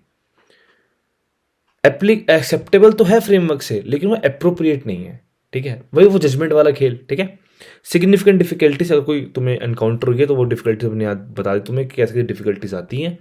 फिर unless all दोस्त governance is involve in managing the entity, तो फिर जो अगर देखो सीधी सी बात है, अगर दो चार्ज गवर्नेंस ही मैनेज कर रही है तो फिर ऑब्वियस बात है जो सिग्निफिकेंट मैटर अराइज हुए और रिटर्न जो तुमने रिटर्न रिप्रेजेंटेशन ली वो तुमने उनसे ही लिया, तो उनसे क्या डिस्कस करोगे उसको? तो वो ना होके तुमने किसी और से ली, तो फिर वो तुम उनको वो भी दिखाओगे। फिर सर्कमस्टांसेस जो अफेक्ट करते हैं form and content of auditors report. Obvious बात है, जो भी तुम फाइनल तुम्हारा डिलीवरेबल है उसमें अगर कोई भी ऐसी चीज़ आई जिसकी वजह से तुम्हारा उसमें उसका इम्पैक्ट उसमें है, तो तुम्हें वो भी बताना पड़ेगा। और भाई कोई अगर सिग्निफिकेंट मैटर आया तो भाई बता देना। अब सिग्निफिकेंट मैटर से मतलब क्या है भैया? आओ देखो, significant factor that were discussed और subject to correspondence with management में इंक्लूड सच मैटर्स एज क्या क्या? सिग्निफिकेंट और transaction occur during the year, ठीक है? कोई भी ऐसी इवेंट या कोई भी ऐसी ट्रांजेक्शन हुई सिग्निफिकेंट है, ठीक है? Then business conditions affecting the entity and business plans and strategies that may affect risk of material misstatement, ठीक है? Concerns about management consultation with other accountants on accounting और ऑडिटिंग मैटर्स। मैनेजमेंट कंसल्टेशन का basically वहाँ पे क्या हुआ, concerns issue हो गए। Then discussion on correspondence in connection with initial और recurring appointment of auditor regarding accounting practices, application of auditing standards, fees और अदर सर्विस, ठीक है? Last but not least, significant matters on which there was disagreement with management except for initial difference of opinion. अब देखो सुनो, क्या हुआ, तुम audit करने गए, ठीक है? और जब तुम ऑडिट करने गए तो स्टार्टिंग में तुम्हारे डिफरेंस ऑफ ओपिनियन आए, ठीक है? बिकॉज जो डेटा तुम्हें मिला था वो लिमिटेड डेटा था, फिर उसने कुछ फर्दर डेटा दे दिया, तो उसकी वजह से वो चीज़ें जो है तुम्हारी रिजॉल्व होती गई। तो वो वाले डिफरेंस ऑफ मैटर्स की बात नहीं कर रहा, वो कह रहा है सब कुछ मिलने के बाद तब तुम्हारा सिग्निफिकेंट कुछ ऐसे मैटर्स हैं जिसमें डिसएग्रीमेंट हो रहा है, तो उसकी बात करनी है, ठीक है? भाई देखो, बहुत प्लेन ऐसे है ये, तो इसमें इतना कुछ लॉजिकल नहीं है, बस यही है कौन कौन सी बातें उनसे बात करनी है, तो बस उसके ऊपर हाईलाइटिंग है और कुछ भी नहीं है इसमें। Then communication of auditor independence in case of listed entities. अब अगर लिस्टेड एंटिटी है, ठीक है, तो कम्युनिकेट क्या करोगे तुम? ऑफ ऑडिटर इंडिपेंडेंस, यहाँ पे ध्यान समझना इस चीज़ को। अब ऑडिटर अपनी इंडिपेंडेंस का भी तो कम्युनिकेशन देगा ना, अगर लिस्टेड एंटिटी है तो स्टेटमेंट दैट एंगेजमेंट टीम हो, तो वो भाई हम एथिकल रिक्वायरमेंट से कहते हैं कंप्लाई करते हैं, उससे कंप्लाई करते हैं जितने भी रिलेशंस हैं with other matters between firm, network firms and entity that in auditor may reasonably be thought to be on independence. जितने भी रिलेशनशिप है वो सब कम्युनिकेट करने पड़ेंगे फर्म में, नेटवर्क फर्म्स में या एंटिटी में, ठीक है? फिर related safe guard that have applied. अब तुमने क्या क्या सेफ गार्ड लगाए उस रिस्क को एलिमिनेट करने के लिए तुम्हें वो भी बताना पड़ेगा, ठीक है? जो जो स्टेप्स ऊपर करते हो ना एलिमिनेट वगैरह करने, वो सब का सब इनको बता दो। अब आओ circumstances in which auditor is required और may otherwise consider it necessary to include additional information in report and for which communication with those charge with governance is required. Included when, कब कब? देखो भाई सीधी सी बात है, कोई भी तो एडिशनल इन्फॉर्मेशन डाल रहा है तो बताना पड़ेगा। भाई अब ऑडिटर सोचा भाई मैं ओपिनियन मॉडिफाई कर दूंगा, या फिर कोई uncertainty related to going concern, ठीक है, तो वो भी बताना पड़ेगा। की ऑडिट मैटर्स कैम, देन तुम्हारा आ जाएगा वो ईएमपी और ओएमपी, एम्फोसिस मैटर पैराग्राफ और other matter paragraph. Then auditor conclude करता है कि भाई there is uncorrected material misstatement of other information. कोई अदर इन्फॉर्मेशन है जो कि जो है मतलब कि अदर इन्फॉर्मेशन, ठीक है? S720 स्पेसिफिक इसके ऊपर है, इस पर आराम से बात करेंगे उसमें, ठीक है? अभी आ जाएगा इन्हीं दिनों में, 7वें दिन पे है, ठीक है? मैं इस पर तब वहाँ तुम्हें इसको इस पर बिल्कुल डिटेल में बताऊंगा तुमको, ठीक है? तो ये हमारी 260 है। 260 के अंदर बहुत सिंपल सिंपल चीज़ें हैं भाई, क्या क्या बात तुम डिस्कस करोगे? तो matters to be communicated by auditor, ठीक है? फिर सिग्निफिकेंट फाइंडिंग हुई तो वो डिस्कस कर लियो भाई, ऑफ डिफिकल्टी के कनेक्शन है तो ये रहा, ठीक है? प्लान स्कोप एंड टाइमिंग है तो वो भी बताना पड़ेगा। और फिर सिग्निफिकेंट दैट वर डिस्कस्ड और सब सिग्निफिकेंट मैटर्स। अब कुछ मैटर्स सिग्निफिकेंट, देखो ये थी सिग्निफिकेंट फाइंडिंग्स, वो थी सिग्निफिकेंट डिफिकल्टीज, ये सिग्निफिकेंट मैटर्स, ठीक है? और फिर इंडिपेंडेंस वाली बातचीत बतानी पड़ेगी, और कुछ सर्कमस्टांसेस हैं जो कि ऑडिटर रिपोर्ट को की इंफॉर्मेशन में कुछ घुस जाते हैं, तो भाई उसके जो ऑडिट रिपोर्ट वाले हमारे ऐसे थे वो सीरीज चल जाएगी, अलॉन्ग विद दैट वो गोइंग कंसर्न वाला, ठीक है? दैट्स इट, खत्म, इजी। यहाँ पे तुम्हारा 260 भी होता है खत्म। ओके, आई थिंक ये तो 12 साढ़े 12 मिनट में ही खत्म हो गया। चलो अब आता है ऐसे 299, इसका भी जिक्र है इस चैप्टर में, तो इसलिए इसको भी कवर कर रहे हैं हम इसी के साथ साथ। देखो भाई जॉइंट ऑडिट, मैं तुम्हें इसमें बात एक बहुत सिंपल सी कहानी बताता हूँ। जॉइंट ऑडिट में क्या लफड़ा है क्या नहीं है। मान लो तुम दो भाई हो, ठीक है? अब दो भाई ऑडिट करने गए, ठीक है? इसको ना इस तरह समझो, बहुत इजीली क्लोज भी हो जाएगा। सॉरी, एक भाई दूसरा भाई, ठीक है, इनके बीच में खुसर पुसर, ठीक है, कुछ चीज़ों को लेके, ठीक है। अब जिन चीज़ों को लेके इनकी खुसर पुसर हुई, ठीक है, तो उसने बोला भाई आधा ले ले चुन्नू बेटा, आधा ले ले मुन्नू बेटा, ठीक है। तो इस भाई ने ले लिया ये वाला काम, इस भाई ने ये वाला काम ले लिया। ये था मेरा यूनिवर्स, ठीक है गाइस। अब देखो इस काम की रिस्पॉन्सिबिलिटी किसकी है? मुन्नू बेटा की। इस काम की रिस्पॉन्सिबिलिटी किसकी? चुन्नू बेटा की, ठीक है। अब फंसता कौन सा काम है? फंसता ये वाला काम, जो मैटर्स डिस्कस ही नहीं हुए उसका क्या? उसकी जॉइंट रिस्पॉन्सिबिलिटी। जो मैटर्स मतलब बटे नहीं, ठीक है, जो मैटर, कुछ मैटर ने बांटे, कुछ मैटर नहीं बांटे, इनके कुछ नॉलेज में मैटर्स थे, उसका क्या हुआ, कुछ बांट लिए, जो नहीं बांटे उनकी जॉइंट रिस्पॉन्सिबिलिटी। अब इसके बाद कुछ मैटर ऐसे जो मेरी फाइनेंशियल रिपोर्टिंग को मतलब ऑडिट को इफेक्ट कर रहे हैं, ठीक है, पर इनको आपस में डिस्कस नहीं करे, तो वो वाले मैटर की भी जॉइंट रिस्पॉन्सिबिलिटी हो जाती है। बहुत सिंपल है भाई, दो भाई गए ऑडिट करने, भाई ठीक है भाई, ये तेरा काम था, ये मेरा काम था, अब जो बच गया काम वो दोनों का ही है, ये वाला काम दोनों का ही है। और तीसरी चीज़ जो ऑडिट रिपोर्ट है उसकी, उसमें तो जॉइंट रिस्पॉन्सिबिलिटी है भाई, कि अगर उसने देखा तू देख लेता, तूने देखा, तो रिपोर्ट के डिटेल है स्पेसिफिकली, ठीक है। आओ, वही है, उसके ऊपर ही कहानी है पूरी पूरी। आओ देखो फटाफट 5 मिनट लगेंगे, सभी खत्म करेंगे। ऑब्जेक्टिव ऑडिटर क्या है भाई? To lay down broad principle for joint auditors in conducting joint audit. अब आइडेंटिफाई करना इंडिविजुअल रिस्पॉन्सिबिलिटीज को, डिस्टिंक्ट एरिया को आइडेंटिफाई करना और यूनिफॉर्म अप्रोच लेके आना। भाई दोनों काम मिल बैठ करेंगे, अपना अपना काम करेंगे, लेकिन इसी सेम अप्रोच से कर रखेंगे, ताकि क्योंकि एंड में तो कंबाइन एक सिंगल रिपोर्ट देनी है ना, तो ऐसे करेंगे, ठीक है भाई। इसके बाद क्या आता है? प्रायर कमेंसमेंट ऑफ ऑडिट, जो जो एक और जॉइंट ऑडिट प्लान बनेगा, जिसमें क्या होगा, डिवीजन ऑफ वर्क डिफाइन हो जाएगा, अस्टेन कर लेंगे रिपोर्टिंग ऑब्जेक्टिव्स किसको किसकी क्या रहेंगी, फिर एंगेजमेंट टीम एफर्ट और प्रीलिमिनरी एंगेजमेंट का रिजल्ट कंसिडर कर लेंगे, और nature time and extent of resources necessary to perform engagement. Okay, next, each joint auditor is entitle to assume that. क्या एज्यूम करना है भाई? देखो मैं पहले बता रहा हूँ, थोड़ा फास्ट चल रहा हूँ, इसमें डिटेल में वीडियो देखनी है, डली हुई है, देख लेना, ठीक है। वहाँ पे बिल्कुल डिटेल में समझाया गया है, प्रॉपर उसमें टाइम लगाया गया है। यहाँ पे देखो ये एग्जाम्पल उस डिटेल वीडियो का ही है, ओके, तो आराम से वहाँ आप देख लेना। यहाँ पे थोड़ा फास्ट चलूंगा बिकॉज मुझे क्वेश्चंस भी कवर करने हैं, सब कुछ कवर करना है, ठीक है। Each joint auditor is entitled to assume that the other, अब इसमें एज्यूम क्या करेगा कि जो दूसरा बंदा है, जो दूसरा ऑडिटर, उसने अपना काम ठीक से करा है, ठीक है। और अगर कुछ ऐसी चीजें हैं जो कि उसको काम करते थे नोटिस में आई, जो कि इस वाले से रिलेटेड थी, तो उसने उसको बता दी। Each joint auditor shall be responsible only for work allocated to him/her. All joint auditors shall be jointly shall be responsible for what work? जो काम बटा नहीं, कौन सा काम? रेड वाला काम। फिर जो डिसीजन लिए under planning in respect of common audit area, जो कम्युनिटी पर डिसीजन लिए वो। फिर मैटर जो कि जो है जॉइंट ऑडिटर्स ने नोटिस में लिया है एक दूसरे के। Examining the financial statement of entity comply with relevant requirements, ठीक है, रिक्वायरमेंट्स ऑफ रेलेवेंट स्टैट्यूट्स, ठीक है, लीगल रिस्पॉन्सिबिलिटी से कोई नहीं हट सकता।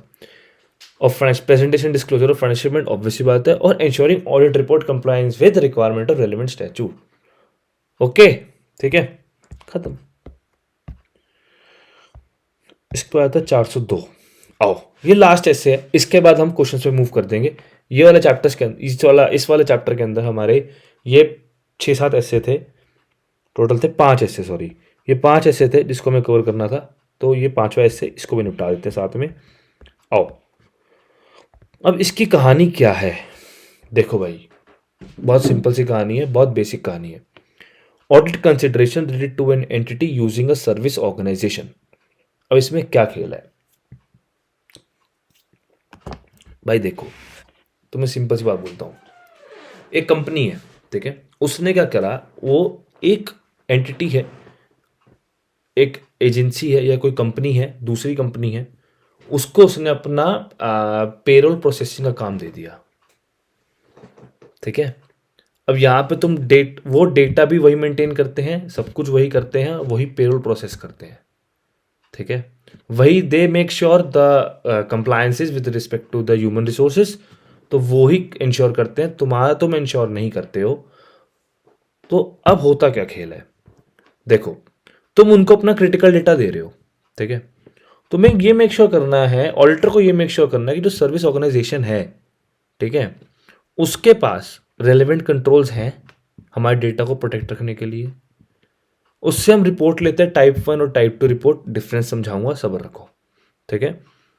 फिर हम देखते हैं कि भाई जो वो काम प्रोसेस कर रहा है वो मेरे लिए कितना सिग्निफिकेंट है, जो चीज़ वो कर रहा है, जो एक्टिविटी वो कर रहा है, वो मेरे फाइनेंशियल रिपोर्टिंग को कितना इंपैक्ट कर रहा है, ठीक है। उसके बेसिस पे ही अपना नेचर टाइम एक्सटेंड हम उस पर लगाते हैं ऑडिट प्रोसीजर्स का। ओके, तो ये खेल है। अब ये एक रफ आइडिया है, ठीक है भाई। देखो अब रेलेवेंट कब कब होंगी भाई, देखो सीधी बात है, क्लास ऑफ ट्रांजेक्शन्स देख लो, अकाउंटिंग रिकॉर्ड्स चेक करो रिलेटेड, ठीक है। यूजर एंटिटी की इंफॉर्मेशन जो कैप्चर कर रहा है user entity system captures events and conditions, जो इन्फॉर्मेशन वो कैप्चर करते हैं, ठीक है, तो कितनी सिग्निफिकेंट है। देखो सीधी बात है, सिग्निफिकेंट नहीं तो इतना मत्था कोई भी नहीं मारेगा, सिग्निफिकेंट होगा तो ही मत्था मारा जाता है। अब होता है ना, कोई कुछ ऑपरेशन में कुछ तुमने आउटसोर्स कर रखा है, ठीक है, तो उसमें चेक कर लेते हैं थोड़ा मोटा, अगर देख फिर उसमें जजमेंट लेनी पड़ती है, मेन खेल वहाँ है, ठीक है। अब उसमें क्या है कि अगर कोई जनरल एंट्री ऐसे जो कि नॉन रेकरिंग है या अनयूजुअल ट्रांजेक्शन हो रही है, तो उसके ऊपर क्या कंट्रोल लगा रखा है वो देखना पड़ता है, ठीक है। इसके बाद ऑब्जेक्टिव क्या है कि भाई देखो सीधी सी बात है, to obtain understanding of nature and significance of services, भाई कैसे कैसे सर्विसेज दे रहा है वो, ये ऑब्जेक्टिव है मेन तो। और परफॉर्म करना audit procedure responsive to that risk, कोई भी रिस्क है तो बताओ। अब आता हमारा टॉपिक टाइप 1 और टाइप 2 रिपोर्ट, ठीक है। अब देखो सीधी सी बात है, टाइप 1 रिपोर्ट किसके लिए होती है, अरे देखो भाई, टाइप 1 कहता है स्पेसिफाइड डेट, ठीक है, और टाइप 2 स्पेसिफाइड डेट के लिए भी है और पीरियड के लिए भी है, ठीक है, through at a specified date as well as through a specified period, ठीक है। तो सिर्फ यही डिफरेंस है।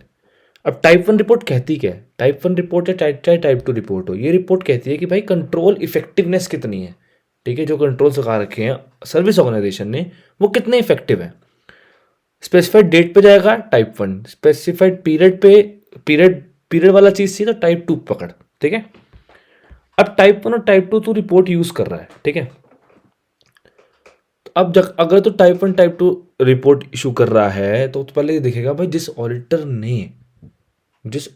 ने वो करा है, ठीक है, तो उसकी प्रोफेशनल कॉम्पिटेंस कैसी है, और दूसरा जो रिपोर्ट उसने इशू करे वो स्टैंडर्ड के हिसाब से एडिक्वेट है या नहीं है, ठीक है। सबसे पहली चीज़ तो ये डिटरमाइन करेगा। दूसरा, अब अगर यूजर ऑडिटर यूज कर रहा है टाइप 1 या टाइप 2 रिपोर्ट को, ठीक है, तो वो क्या करेगा, वो इवेल्युएट करेगा, ठीक है, whether description and design of controls at service organization is at a date or a period that is appropriate for user alter purpose। भाई देख सीधी सी बात है, उसने 5-7 पॉइंट तो दे दी, एप्रोप्रिएट ही नहीं है, वो पीरियड तेरे लिए रेलिवेंट भी तो होना चाहिए, ठीक है।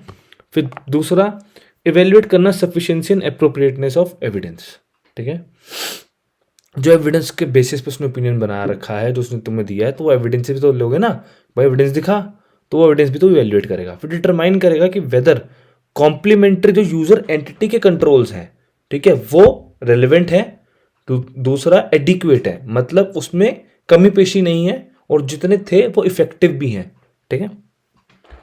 फिर आता है obtaining and understanding of services. अब भाई देख सीधी सी बात है, अब तू सर्विस की अंडरस्टैंडिंग लेने जा रहा है, तो सर्विस की अंडरस्टैंडिंग तो क्या करेगा, नेचर ऑफ सर्विस समझेगा, ठीक है, धंधा समझेगा, नेचर ऑफ सर्विस समझेगा, जो जिसका तू ऑडिट कर रहा है, जिस ऑर्गेनाइजेशन जिस एंटिटी का तू ऑडिट कर रहा है, उस एंटिटी का के लिए वो कितना मटेरियल है, कितना रेलेवेंट है, ठीक है। फिर इनका रिलेशन कैसा है, और क्या कहते हैं डिग्री ऑफ, और उनका इंटरेक्शन कितना है, ठीक है। अब देख भाई सीधी सी बात है, अब इसके बाद फिर तुम्हारी वही राम कहानी है, तू देखेगा क्या कहते हैं अब अंडरस्टैंडिंग ले रहा है तो फिर ऐसे 315 तो देखेगा भाई रेलेवेंट कंट्रोल्स और related to service provided by service organisation, कि जो एंटिटी ने लगा रखे रेलिवेंट कंट्रोल्स है उनको भी समझेगा, ठीक है। फिर यूजर ऑडिटर डिटरमाइन करेगा कि भाई एक सफिशिएंट अंडरस्टैंडिंग ऑफ सर्विसेज, कि भाई वो कैसा धंधा दे रहा है, किससे, एंटिटी से, पहले एंटिटी से। अगर वहाँ पे सो सफिशिएंट अंडरस्टैंडिंग नहीं मिलती, फिर वो क्या करेगा, फिर वो टाइप 1 टाइप 2 रिपोर्ट भी पकड़ेगा, फिर वो जो है सर्विस ऑर्गेनाइजेशन से कॉन्टैक्ट भी करेगा, विजिट भी करेगा और नजर ऑडिटर को यूज़ भी करेगा कि भाई तू जा, तू करके आगे काम, फिर बता मेरे को, ठीक है। और वो क्या चेक करेगा, भाई देखेगा कि भाई कोई भी fraud, non compliance with legal laws and regulations and uncorrected misstatement तो नहीं है in relation to activity service organisation. अब देखो सर्विस ऑर्गेनाइजेशन में बॉस, मैं उसको ऑडिट नहीं कर रहा, ठीक है। अब जो एक्टिविटीज वो इधर परफॉर्म कर रहा है, उन एक्टिविटीज में तो नहीं है कोई गड़बड़, ठीक है। तो इंक्वायरी करेगा management of user entity whether service organisation and all, ये सब चीज़ें कि मतलब कोई किसी फ्रॉड या उससे अवेयर है या नहीं है। फिर इवेल्युएट करेगा कि वो कैसे मैटर को मतलब वो इफेक्ट कैसे कर सकता है मेरे ऑडिट प्रोसीजर्स पे, ठीक है। देन अब फिर क्या करेगा, भाई तूने रिस्क भी कर लिया असेस, तो उसको रिस्पॉन्स भी बनाना पड़ेगा। रिस्पॉन्ड कैसे करेगा, सफिशिएंट एविडेंस लेगा और फैब परफॉर्म करेगा, फर्दर ऑडिट प्रोसीजर लगाएगा। ईजी। एक बार तुम्हारे दिमाग में, वही कह रहा हूँ, फ्लो बैठ गया ना, तुम्हारे आंसर्स भी ऑटो ड्राफ्ट होंगे, सब कुछ होगा कि हाँ भाई ये हो गया, तो फिर इस बार करना ही क्या, इस बार तो यही करेगा ना, और बचा क्या करने को। प्रॉब्लम पता है क्या प्रॉब्लम, ये तुम देखो, मैं ये नहीं कह रहा कि ऑडिट याद नहीं करना होता, करना होता है, पॉइंटर्स याद करने होते हैं, बिल्कुल करने होते हैं, लेकिन एक बेसलेस स्टोरी के ऊपर, अगर बेसलेस स्टोरी के उसके बिना चल रहे हो, कोई भी एक स्टोरी के बिना चल रहे हो तुम, मतलब एक बेसलेस स्टोरी है, कोई स्टोरी ही नहीं है, मतलब कोई बेस ही नहीं है कि जिसके बिहाफ पे एक फ्लो जो बैठा है ऑडिट का, जो ऑडिट चल रहा है पूरा। भाई देखी सीधी सी बात हो, अंडरस्टैंडिंग लेगा, अंडरस्टैंडिंग नहीं मिली तो क्या करेगा, तो अंडरस्टैंडिंग लेने गया, ठीक है। अब उसने बोला अंडरस्टैंडिंग लूंगा, फिर उस हिसाब से मैंने जो टाइम स्टैंड बना दूंगा, ले भाई 4 में से 0 नंबर। अगर अंडरस्टैंडिंग नहीं मिली तो क्या, पॉइंटर्स वहां बैठेंगे तेरे, तो फिर तू क्या करेगा, तू एक खुद से बना, खुद दिमाग लगा के सोचो, तेरे को जो है अंडरस्टैंडिंग नहीं मिली तो क्या करेगा। जिसका तो ऑडिट कर रहा है, उसने जिस सर्विस ऑर्गेनाइजेशन का यूज कर रहा है सर्विस, उसका तो तुझे उसकी अंडरस्टैंडिंग नहीं मिली तो करेगा क्या। भाई सीधी सी बात है, उससे बात करेगा सर्विस ऑर्गेनाइजेशन वाले से। दूसरा, रिपोर्ट लेगा, टाइप 1 टाइप 2 रिपोर्ट ले लेगा। तीसरा, टाइप 1 टाइप 2 रिपोर्ट से भी काम नहीं चला, इंक्वायरी से बात भी नहीं हुई, तो एक ऑडिटर भेज देगा कि ले भाई, यूजर ऑडिटर भेज देगा, खुद चला जाएगा या दूसरे ऑडिटर को भेज देगा। दिमाग खोलो please. Then come test of controls. अब भाई तुझे टेस्ट ऑफ कंट्रोल्स करने हैं, ठीक है। अब अगर तुझे टेस्ट ऑफ कंट्रोल्स करने हैं ऑडिट प्रोसीजर्स के लिए, ऑडिट किसके लिए होता है, पीरियड के लिए होता है, और तुझे टेस्ट ऑफ कंट्रोल्स देखने हैं पूरे, तो क्या पीरियड वाले बात है तो कौन सी रिपोर्ट लेगा, टाइप 2 लेगा सिर्फ, ठीक है। तो ध्यान रखना इस चीज़ को, obtain a type 2 report, performing appropriate test of control at service organisation and using another audit to perform test of control on behalf of user auditor, ठीक है। अब देखो on behalf user auditor mention करके क्या हुआ, तो भाई तो सिर्फ उसी रेलिवेंट एक्टिविटीज के इर्द गिर्द घूमेगा जो सर्विसेज जो है वो ऑर्गेनाइजेशन इनको दे रहा है, उसके लिए जो एक्टिविटीज हैं सिर्फ उन पे फोकस करेगा। इस ऑन बिहाफ यूजर ऑडिटर का मतलब सिग्निफिकेंस सिर्फ इतना ही है, ठीक है। Using a type 2 report as audit evidence that controls at service organisation are operating effectively, ठीक है। तो अब भाई देख सीधी सी बात है, मैं तो सीधी बात बताता हूँ। अब यूजर ऑडिटर जो डिटरमाइन करेगा कि जो सर्विस ऑडिटर की रिपोर्ट है वो सफिशिएंट एप्रोप्रिएट एविडेंस दे रही है about effectiveness of control to support user auditor risk assessment by, कैसे इवेल्युएट करेगा whether description design if operative effectiveness control is at a date for a period, मतलब relevant period के और relevant date के लिए है, जो कि मेरे ऑडिट की डेट, जो मेरा ऑडिट का पीरियड है उसके लिए रेलिवेंट देती है उसने। दूसरा, डिटरमाइन वेदर जो कॉम्प्लीमेंट्री जो मेरी एंटिटी ने कंट्रोल लगा रखे हैं, जो आइडेंटिफाई करे सर्विस ऑर्गेनाइजेशन ने, वो रेलिवेंट है या नहीं है और एडिक्वेट है या नहीं है, ठीक है। फिर adequacy of time period covered by test of control and time elapsed since performance of test of control. देखो हो सकता है ना यार वो अप्रैल टू अगस्त की दे दे, अप्रैल टू नवंबर, कोई भी दे, कोई पीरियड दे दे, तो अब जो पीरियड बच गया उसके लिए क्या करना है, तो इवेल्युएट करेगा कितना टाइम पीरियड है, वो कितना वो टाइम पीरियड क्या इतना एडिक्वेट था या नहीं था, उस टाइम उस ट्रांच में कितनी ट्रांजेक्शन्स हुई हैं। अगर वो ज़्यादा मटेरियल है फिर वो आगे फर्दर मांगेगा ना, भाई मेरे को इस पीरियड के लिए भी एक अलग से स्पेसिफिक सर्टिफिकेशन दे। फिर इवेल्युएट करना whether test of control perform by service auditor and result thereof are described in several are relevant to assertions in user entities financial statement and provide evidence sufficient and appropriate audit evidence to support the user auditor risk assessment. भाई देख सीधी सी बात है, मेरा जिम्मा है मेरा entity का, ठीक है। अब उसमें थर्ड पार्टी आ गई, कुछ आ गया, तो मैं उसकी जिम्मेवारी भी मेरे को देखनी पड़ेगी, ठीक है गाइस। अब आते हैं अब बस आते हैं क्वेश्चंस।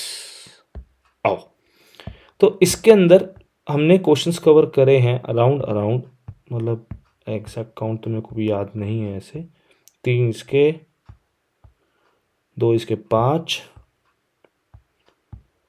और 2 7, 7 1 8, 8 और 2 10, टोटल 10 क्वेश्चन है इसमें, ठीक है, जो हमने फिल्टर करे हैं, काट छाट के लेके आए तुम्हारे लिए। तो आओ अब इनको स्टार्ट करते हैं, ठीक है। तो अब बात करते हैं क्वेश्चंस की, ठीक है। तो हमने अब तक कौन कौन से ऐसे पढ़ लिए, हमने पढ़े 240, 250, 260, 299 और 402, मतलब 240, 250, 260, 299 एंड 402, ठीक है। जिसमें हमने फ्रॉड के बारे में जाना, जैसे मैंने तुम्हें बोला था कि भाई हम समरी दे रहे हैं तुमको प्रॉपर एक, तो ये मेरी बुक PDF पीछे दिखाई है, उसी की समरी एक डाल रखी है हमने, ठीक है, टॉपिक वाइज की ऐसे ऐसे ऐसे ये चल रही है। ओके रिपोर्ट है जी। नाउ कम्स व्हाट, सबसे पहला क्वेश्चन कहता है कि MS Honest Limited has entered into a transaction on 5th March 2021 near year end whereby it has agreed to pay 5 lakhs per month to Mr. Y as annual retainership fee for engineer consultation. No amount was actually paid but 60 lakh is provided in books of accounts as on March 31st 2021. मतलब खर्चा हुआ नहीं है, ना किया है, ना तुमने कोई पैसा दिया है, ठीक है, और तुमने बुक में कितने दे दिए, 60 लाख रुपीस दिखा दिए। ओके, 5 लाख एग्रीड हुए पे करने के लिए as annual retainership fee for consultation, और कोई पैसा तुमने तब भी दिया नहीं और 60 लाख रुपीस प्रोवाइड कर दिए बुक्स में, ठीक है। अब देखो, no amount was actually paid, कोई दिक्कत नहीं भाई, ईयर एंड पे तुमने खर्चा कर लिया, एक इंजीनियर कंसल्टेशन के नाम पे खर्चा दिखा दिया। नो अमाउंट एक्चुअली पेड, अरे वो तो ऑब्वियस बात है ना, एक्सपेंस तो दिखा सकते हैं हम, कोई दिक्कत नहीं, पैसा पे करना वो नहीं होता है, एक्रूवल बेस पे चलती है हमारी अकाउंटिंग, ठीक है। पर तो बुक्स पे कितना दिखा दिया, 60 लाख रुपीस दिखा दिए, ठीक है। क्या हो गया ये, फ्रॉड, ठीक है, फ्रॉड का लफड़ा है, इंटेंशनल है, फ्रॉड है। Your inquiries elicits a response that need based consultation was obtained around the year but there is not documented other evidence of receipt of services as the auditor, what would be your approach. बताओ भाई, देखो भाई सीधी सी बात तुमको बताता हूँ मैं, अब तुम्हें क्या करना है। अब फ्रॉड मैं तुम्हें पहले ऊपर समझा के आ चुका हूँ, फ्रॉड जो है इंटेंशनल होता है, मैनेजमेंट जो है करती है इंटेंशनली, ठीक है। अब इसके बाद क्या होगा, keeping in view the above, अब कंपनी ने क्या किया, कंपनी ने फिक्टिशियस जर्नल एंट्री डाल दी, ठीक है, it's a technique, one of the technique, fictitious recording fictitious journal entries, तो उसने क्या करा, as pass fictitious journal entries, ठीक है। Now if as a result of misstatement resulting from fraud, अब देखो accordingly the auditor would adopt the following approach, क्या क्या अप्रोच वो लगाएगा। अब देखो सीधी सी बात है ना मेरे भाई, if as a result of misstatement resulting from fraud the auditor encounters exceptional circumstances that bring into question the auditor's ability to continue performing the audit, जो ऊपर काम कहानी पूरी पढ़ के आए थे हम, तो ऑडिटर क्या करेगा, ऑडिटर डिटरमाइन करेगा अपनी रिस्पॉन्सिबिलिटीज, और अगर वो अप्रोप्रिएट समझेगा कि हाँ भाई विड्रॉ कर सकते तो कर देगा, ठीक है ना, अगर लीगली परमिटेड है तो, और अगर विड्रॉ करता है तो डिस्कस करेगा विद रीजन, ज़्यादा है रीजन देना जरूरी है, ठीक है। उसके बाद फिर इसके बाद क्या होगा, इसके बाद तुम्हारा एक आता है सेक्शन 143 सब सेक्शन 12। देखो एक बात ध्यान रखना, फ्रॉड के आंसर का फॉर्मेट बहुत बेसिक है, कि ऊपर तुम्हारा जो है पहले सबसे पहले तुम्हें 240 की रेफरेंस देनी है, ठीक है, फिर वो डिटरमाइन करेगा अपनी लीगल रिस्पॉन्सिबिलिटी, फिर वो फ्रॉड आ जाएगा, तो फ्रॉड के बाद फिर वो डिटरमाइन करेगा भाई विड्रॉ कर सकता हूँ, अगर वो विड्रॉ कर सकता हूँ तो विड्रॉ करेगा तो उसकी कुछ रिस्पॉन्सिबिलिटी विड्रॉ करने की। अब इसके बाद एक मेंशन करना तुम्हें सेक्शन 140 सब सेक्शन 12, जो कि ये कहता है कि अगर ऑडिटर के पास रीजन टू बिलीव है कि भाई ये फ्रॉड जो है 1 करोड़ से ऊपर का हो सकता है, तो उसको मैटर रिपोर्ट करना पड़ेगा किसको, सेंट्रल गवर्नमेंट को, अगर 1 करोड़ से ऊपर का है तो, और नहीं तो, और अगर 1 करोड़ से नीचे का तो ऑडिट कमेटी और बोर्ड को in other cases with in such time and manner as may be prescribe, ठीक है।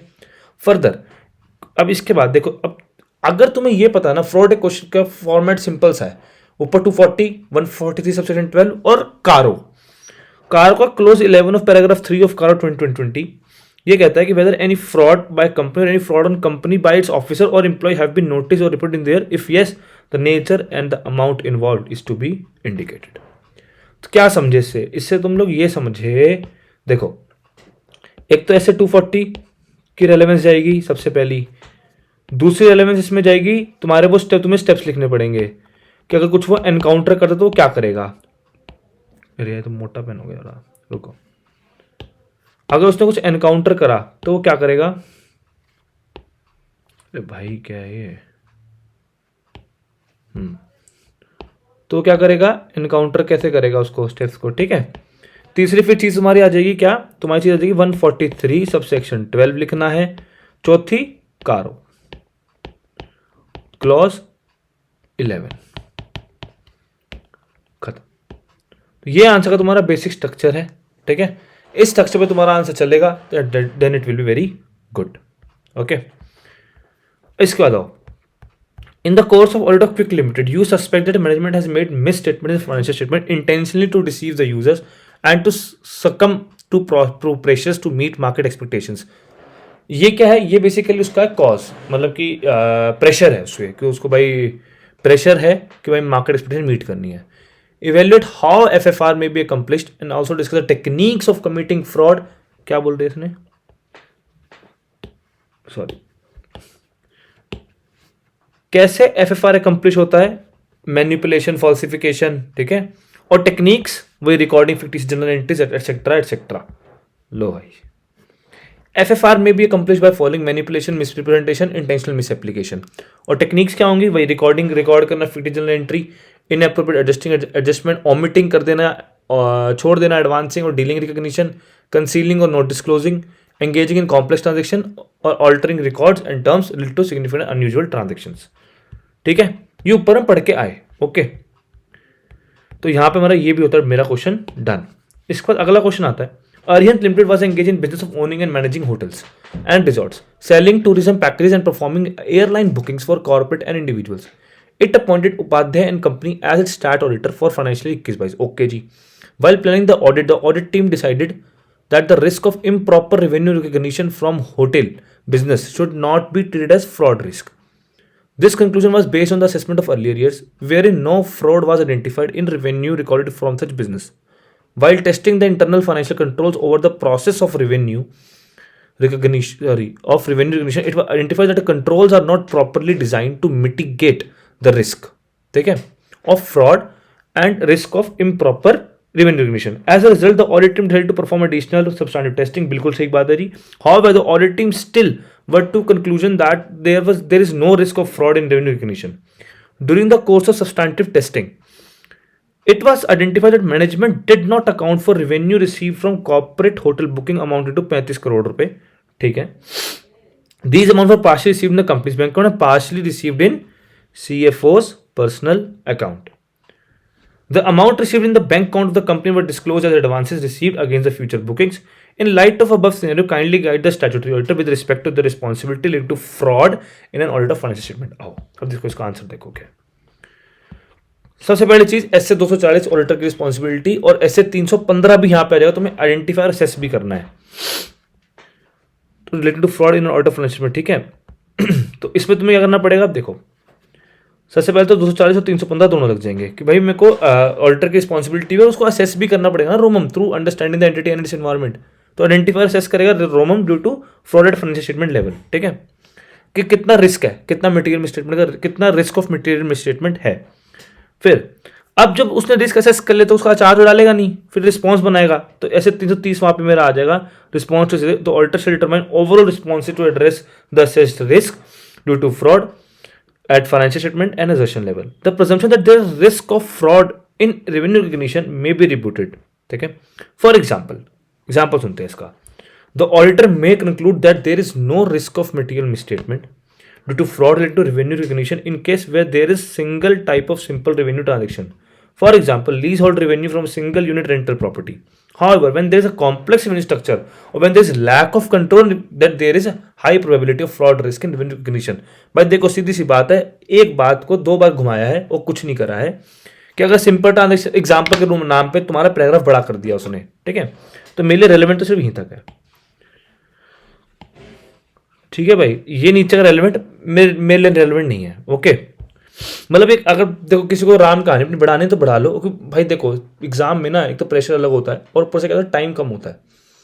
ठीक है ना, तुम पेपर लिखने बैठते हो टाइम कम रहता है, तुम पहले अपना जो बेसिक आंसर है वो लिख लो, थोड़ी सी जगह छोड़ दो वहाँ पे, अगर तुम्हें टाइम लगे कि हाँ टाइम बच रहा है तो तुम एग्जाम्पल वगैरह ठूसो, नहीं बच रहा अपना नॉर्मल पैटर्न लिखो और अपना इजी पीजी बाहर निकलो।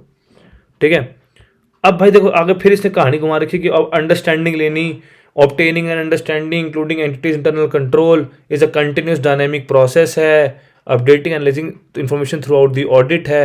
अब in the current scenario company was earning revenue from multiple streams and it was identified that the controls are not properly designed to mitigate the risk of fraud and risk of improper revenue recognition.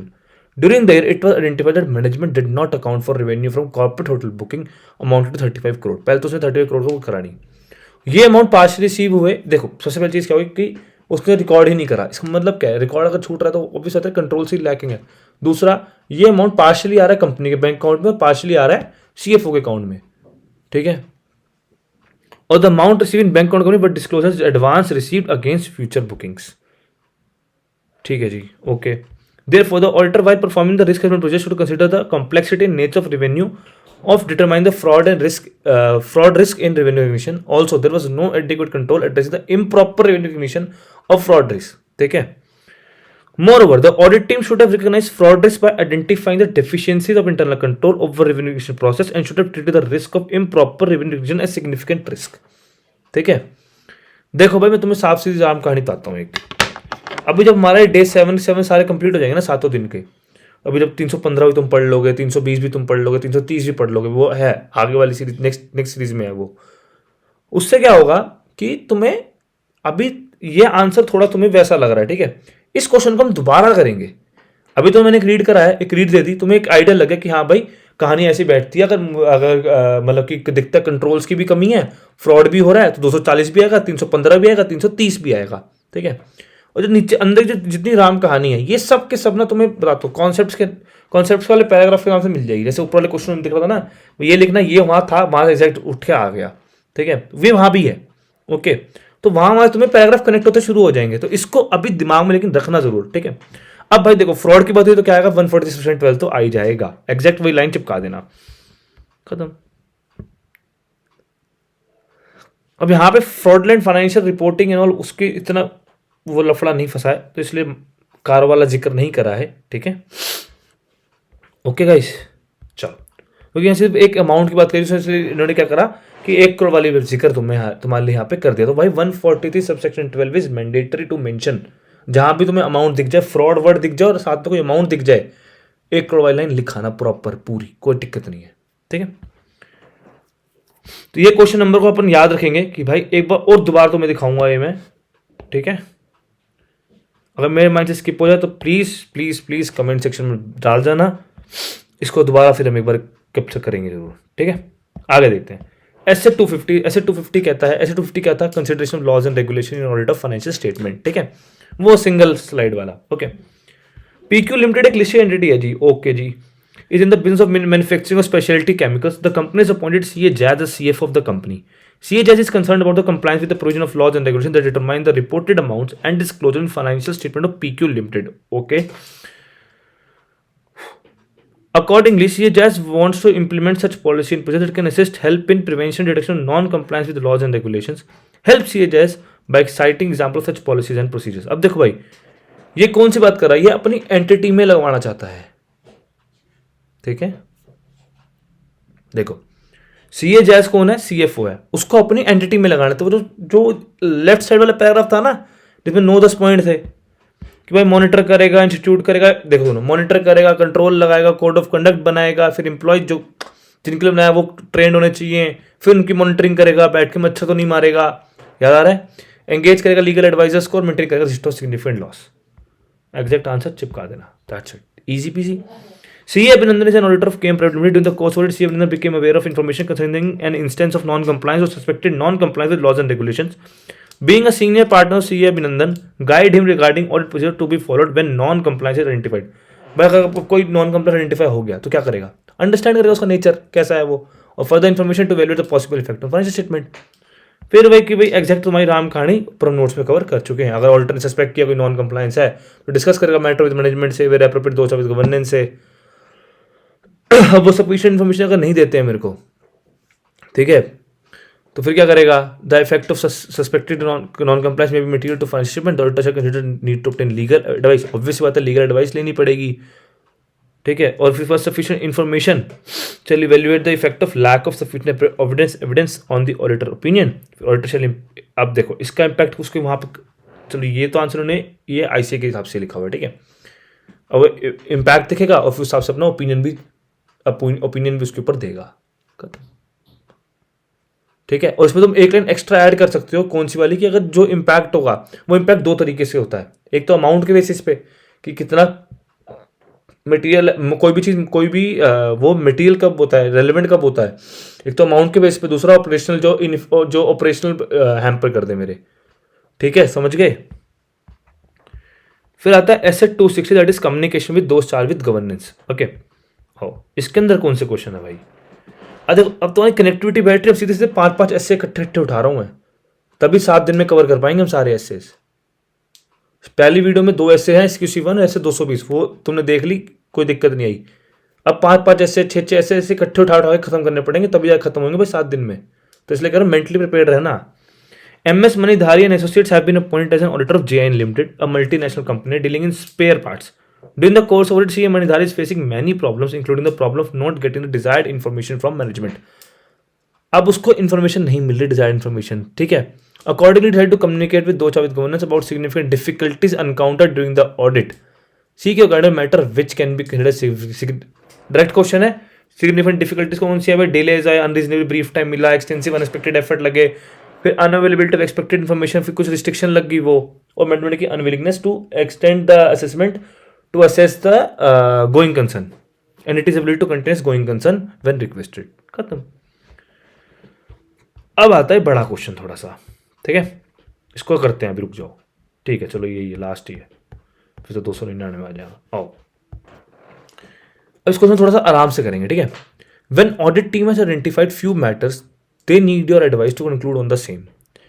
Engagement partner have asked them to review the board minutes and other secretarial regulatory records based on which following additional matters were brought to the attention of partner. क्या क्या भाई? देखो, long term borrowing from the parent company has no return term and neither the interest nor the principal has been repaid so far.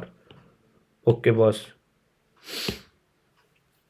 ठीक है भाई, कि हमने देखा कि लॉन्ग टर्म बोरिंग जो है रीपे नहीं हुई है अभी तक। Certain computer were received from parent company free of cost, the value of which is 0. इसको अलग कलर से हाईलाइट करते हैं उनको, कि हर बात की अलग कहानी बैठेगी ना। Certain computer were received from parent company free of cost, the value of which is 0.23 lakh and no accounting or disclosure same has been made in the notes of accounts. Okay जी। फिर तीसरी राम कहानी क्या है? तीसरी राम कहानी है भाई, एक अमाउंट है 3.25 लाख का पर मंथ जो पे होता है वीक एसोसिएट्स को, पार्टनरशिप फर्म है, जिसके अंदर बेस्ड ऑन इंडिपेंडेंट असेसमेंट क्या हुआ कि पेड हायर देन नाम पाई 0.25 lakh per month, 0.25 lakh extra दिया जा रहा है हर महीने के बेसिस पे, आर्म लेंथ प्राइस के बेसिस पे, ठीक है।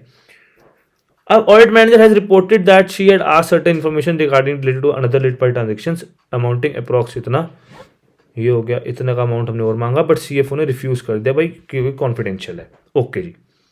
सबसे पहले देखो, सबसे पहले किसकी बात हुई यहाँ पे? रिलेटेड पार्टी की बात हुई, तो ऐसे 550 तो घुसेगा ही घुसेगा कि रिलेटेड पार्टी ट्रांजेक्शन है, तो कम्युनिकेशन मैटर। अब ऐसे 550 कहता है भाई जो रिलेटेड पार्टी के मैटर है तुम्हें दोस्त चावित गवर्नेंस से कम्युनिकेट करने जरूरी है ताकि तुम्हें कॉमन अंडरस्टैंडिंग एस्टेब्लिश कर सको। ओके, अब identification of significant lead parties that have not been approved, authorized and approved, which may give rise to suspect fraud. Main purpose क्या भाई? आइडेंटिफाई करना सिग्निफिकेंट लीड पार्टी ट्रांजैक्शंस का जो कि appropriately authorise नहीं है या अप्रूव नहीं है। तो वो तो रिस्क था, बिल्कुल था जी, जो हमने पढ़ा भी था ऐसे जब जो नोट्स पढ़ा रहा था। It may be noted unless all those charge governance are involve, वही कहानी तुम्हारी, those involve in managing entity, the auditor shall communicate with those charge governance significant matters arranged in the audit in connection with the entities related parties. Auditor is also required to ensure the compliance of Ind AS 24 और AS 18 जो कि related party transaction के ऊपर है। अब related party transaction के ऊपर दो चीजें आई, एक तो ऐसे 550 आया, दूसरा क्या आया? End AS 24/AS 18। ओके, ये भी घुसता है इसके अंदर।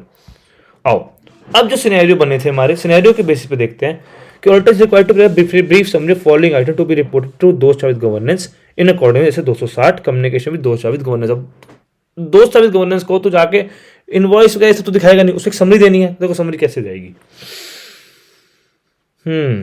आओ भाई, सबसे पहले तो जो एक रिलेटेड पार्टी ट्रांजेक्शन है वो आर्म लेंथ प्राइस पे नहीं हुई है, ठीक है, और वो disclose highlighting the has not been disclose same as related party अंदर in there index 24 IAS 18 related party disclosures, ठीक है। सबसे पहले तो ये हो गया नॉर्मल की इंडेक्स 24/18 कहता है हमारा। फिर जो CFO ने तुम्हें रिफ्यूजल किया कि भाई वो कॉन्फिडेंशियल चक्कर में नहीं दे रहा, तो वो जो है मेरे स्कोप ऑफ ऑडिटर के जो व्यू है उस पर वो लिमिटेशन लगा रहा है एज पर ऐसे 705, क्योंकि बस उसका इम्पैक्ट मेरे ओपिनियन पे आएगा। फिर receipt of free of cost computers and long term borrowings from parent company need separate disclosure in financial statement as per Ind AS 24 and IAS 18 RPD, okay. Further, in case of above, the auditor would also need to assess his reporting requirement under clauses 13 of paragraph 3 of CARO 2020 with respect to related party transaction, whether all transactions with related party are in compliance with sections 177, 188 of Company Act 2013। अब तक कारो के दो पढ़े clause, एक ऊपर पढ़ा fraud वाला पढ़ा, एक रिलेटेड पार्टी वाला पढ़ लिया, ठीक है। साथ साथ तुम्हें चीज़ें याद हो जाएंगी, कारो के स्पेसिफिक अलग से क्वेश्चन करेंगे, बट ठीक है, मतलब जो साथ साथ कवर उनको तो निपटाते जाए ना। एक तो रिलेटेड पार्टी वाला कवर हो गया कि भाई देख कम्युनिकेट करना दो चावित गवर्नेंस को कि भाई ऐसा ऐसा फ्रॉड हुआ है, तो इस क्वेश्चन में 3 चीज़ें आई, ऐसे 4 चीज़ें आई, ऐसे 550 लगेगा, इंडेक्स 24 ऐसे 18 लगेगा, कम्युनिकेशन विद दो चावित तो ऐसे 260 लगेगा, और तीसरा कारो का इम्प्लीकेशन आ जाएगा, क्लॉज 13 आ जाएगा, ओके बस खत्म, इजी, ठीक है। इसके बाद आता है जॉइंट ऑडिट। अब जॉइंट ऑडिट में तो भाई बहुत बेसिक चीज थी, उसको तुम्हें मैंने वेन डायग्राम समझाया था, ठीक है। KRP Limited at its AGM appointed Mr. X, Mr. Y and Mr. Z as joint auditors to conduct auditing for financial year 2021. For the valuation of gratuity scheme of the company, Mr. X, Mr. Y, Mr. Z wanted to refer their own actuaries. Okay. Due to difference of opinion, all the joint auditor consulted their respective actuaries. Subsequently, major difference was found in the actuary reports. However, Mr. X agreed to Mr. Y's actuary report, though Mr. Z did not. Mr. X contended Mr. Y's actuary report shall be considered in an audit report due to majority of votes. Now, Mr. Z is in dilemma. You are required to briefly explain the responsibility of auditor when they are jointly and severally responsible in respect of audit conducted by them and also guide in such situation. तो भाई देखो jointly severally responsible तो पता लग गया, कहानी चल रही है, एक्चुअली की रिपोर्ट हुई थी, ठीक है, सबने बोला अपनी अपनी रिपोर्ट लेंगे। अब मिस्टर XYZ ने उन्होंने अपने अपने एक्चुअली रेफर करने चाहे, ठीक है, तो उन्होंने अपने अपने रिस्पेक्टिव एचओडी लिए और फिर कुछ डिफिकल्टी है तो उस एक्स ने बोला भाई मैं वाई के एचओडी की रिपोर्ट रेफर कर सकता हूँ, कोई दिक्कत नहीं, बट जेड कह रहा मैं नहीं करूँगा। तो अब इसमें जो कुछ मैटर्स से जो भाई जो सेवरली रिस्पॉन्सिबल है वो तुम्हारे वही एग्जैक्ट नोट से उठ के आए हैं। नाउ इसकी मेन जो समरी वो ये देख लेते हैं। In the instance there are 3 auditors namely mister X, mister Y, mister Z jointly appointed as auditor of KRP Limited for the valuation gratuity scheme of the company. They refer their own actuary. Mr. Z is not satisfied with the report submitted by Mr. Y's referred to. He is not agreed with the matters to be covered by the report when Mr. X agreed with the same. कोई दिक्कत नहीं है। अब 299 कहा कि भाई mister Z जो है वो अपना ओपिनियन दे सकता है through separate report, where mister X may provide the joint report for the same. खत्म। अगर तो एग्री नहीं करा कोई दिक्कत नहीं भाई, तो अपना ओपिनियन दे दे, वो अपनी रिपोर्ट दे देंगे, काम खत्म हो गया। फिर आता है 402 audit consideration in an entity using service organisation. ये तो भाई साहब नोट्स में ही सारा कवर है, वहीं से आंसर निकलेंगे सारे। देखो, Durafone Mobile Company Limited has pan-India presence and market leader in mobile operation. It has outsourced all of its revenue operation, including accounting functions, state solutions, PE brand. Okay ji. As an auditor of mobile company, enumerate the factors to be taken into consideration related to financial reporting. Oh.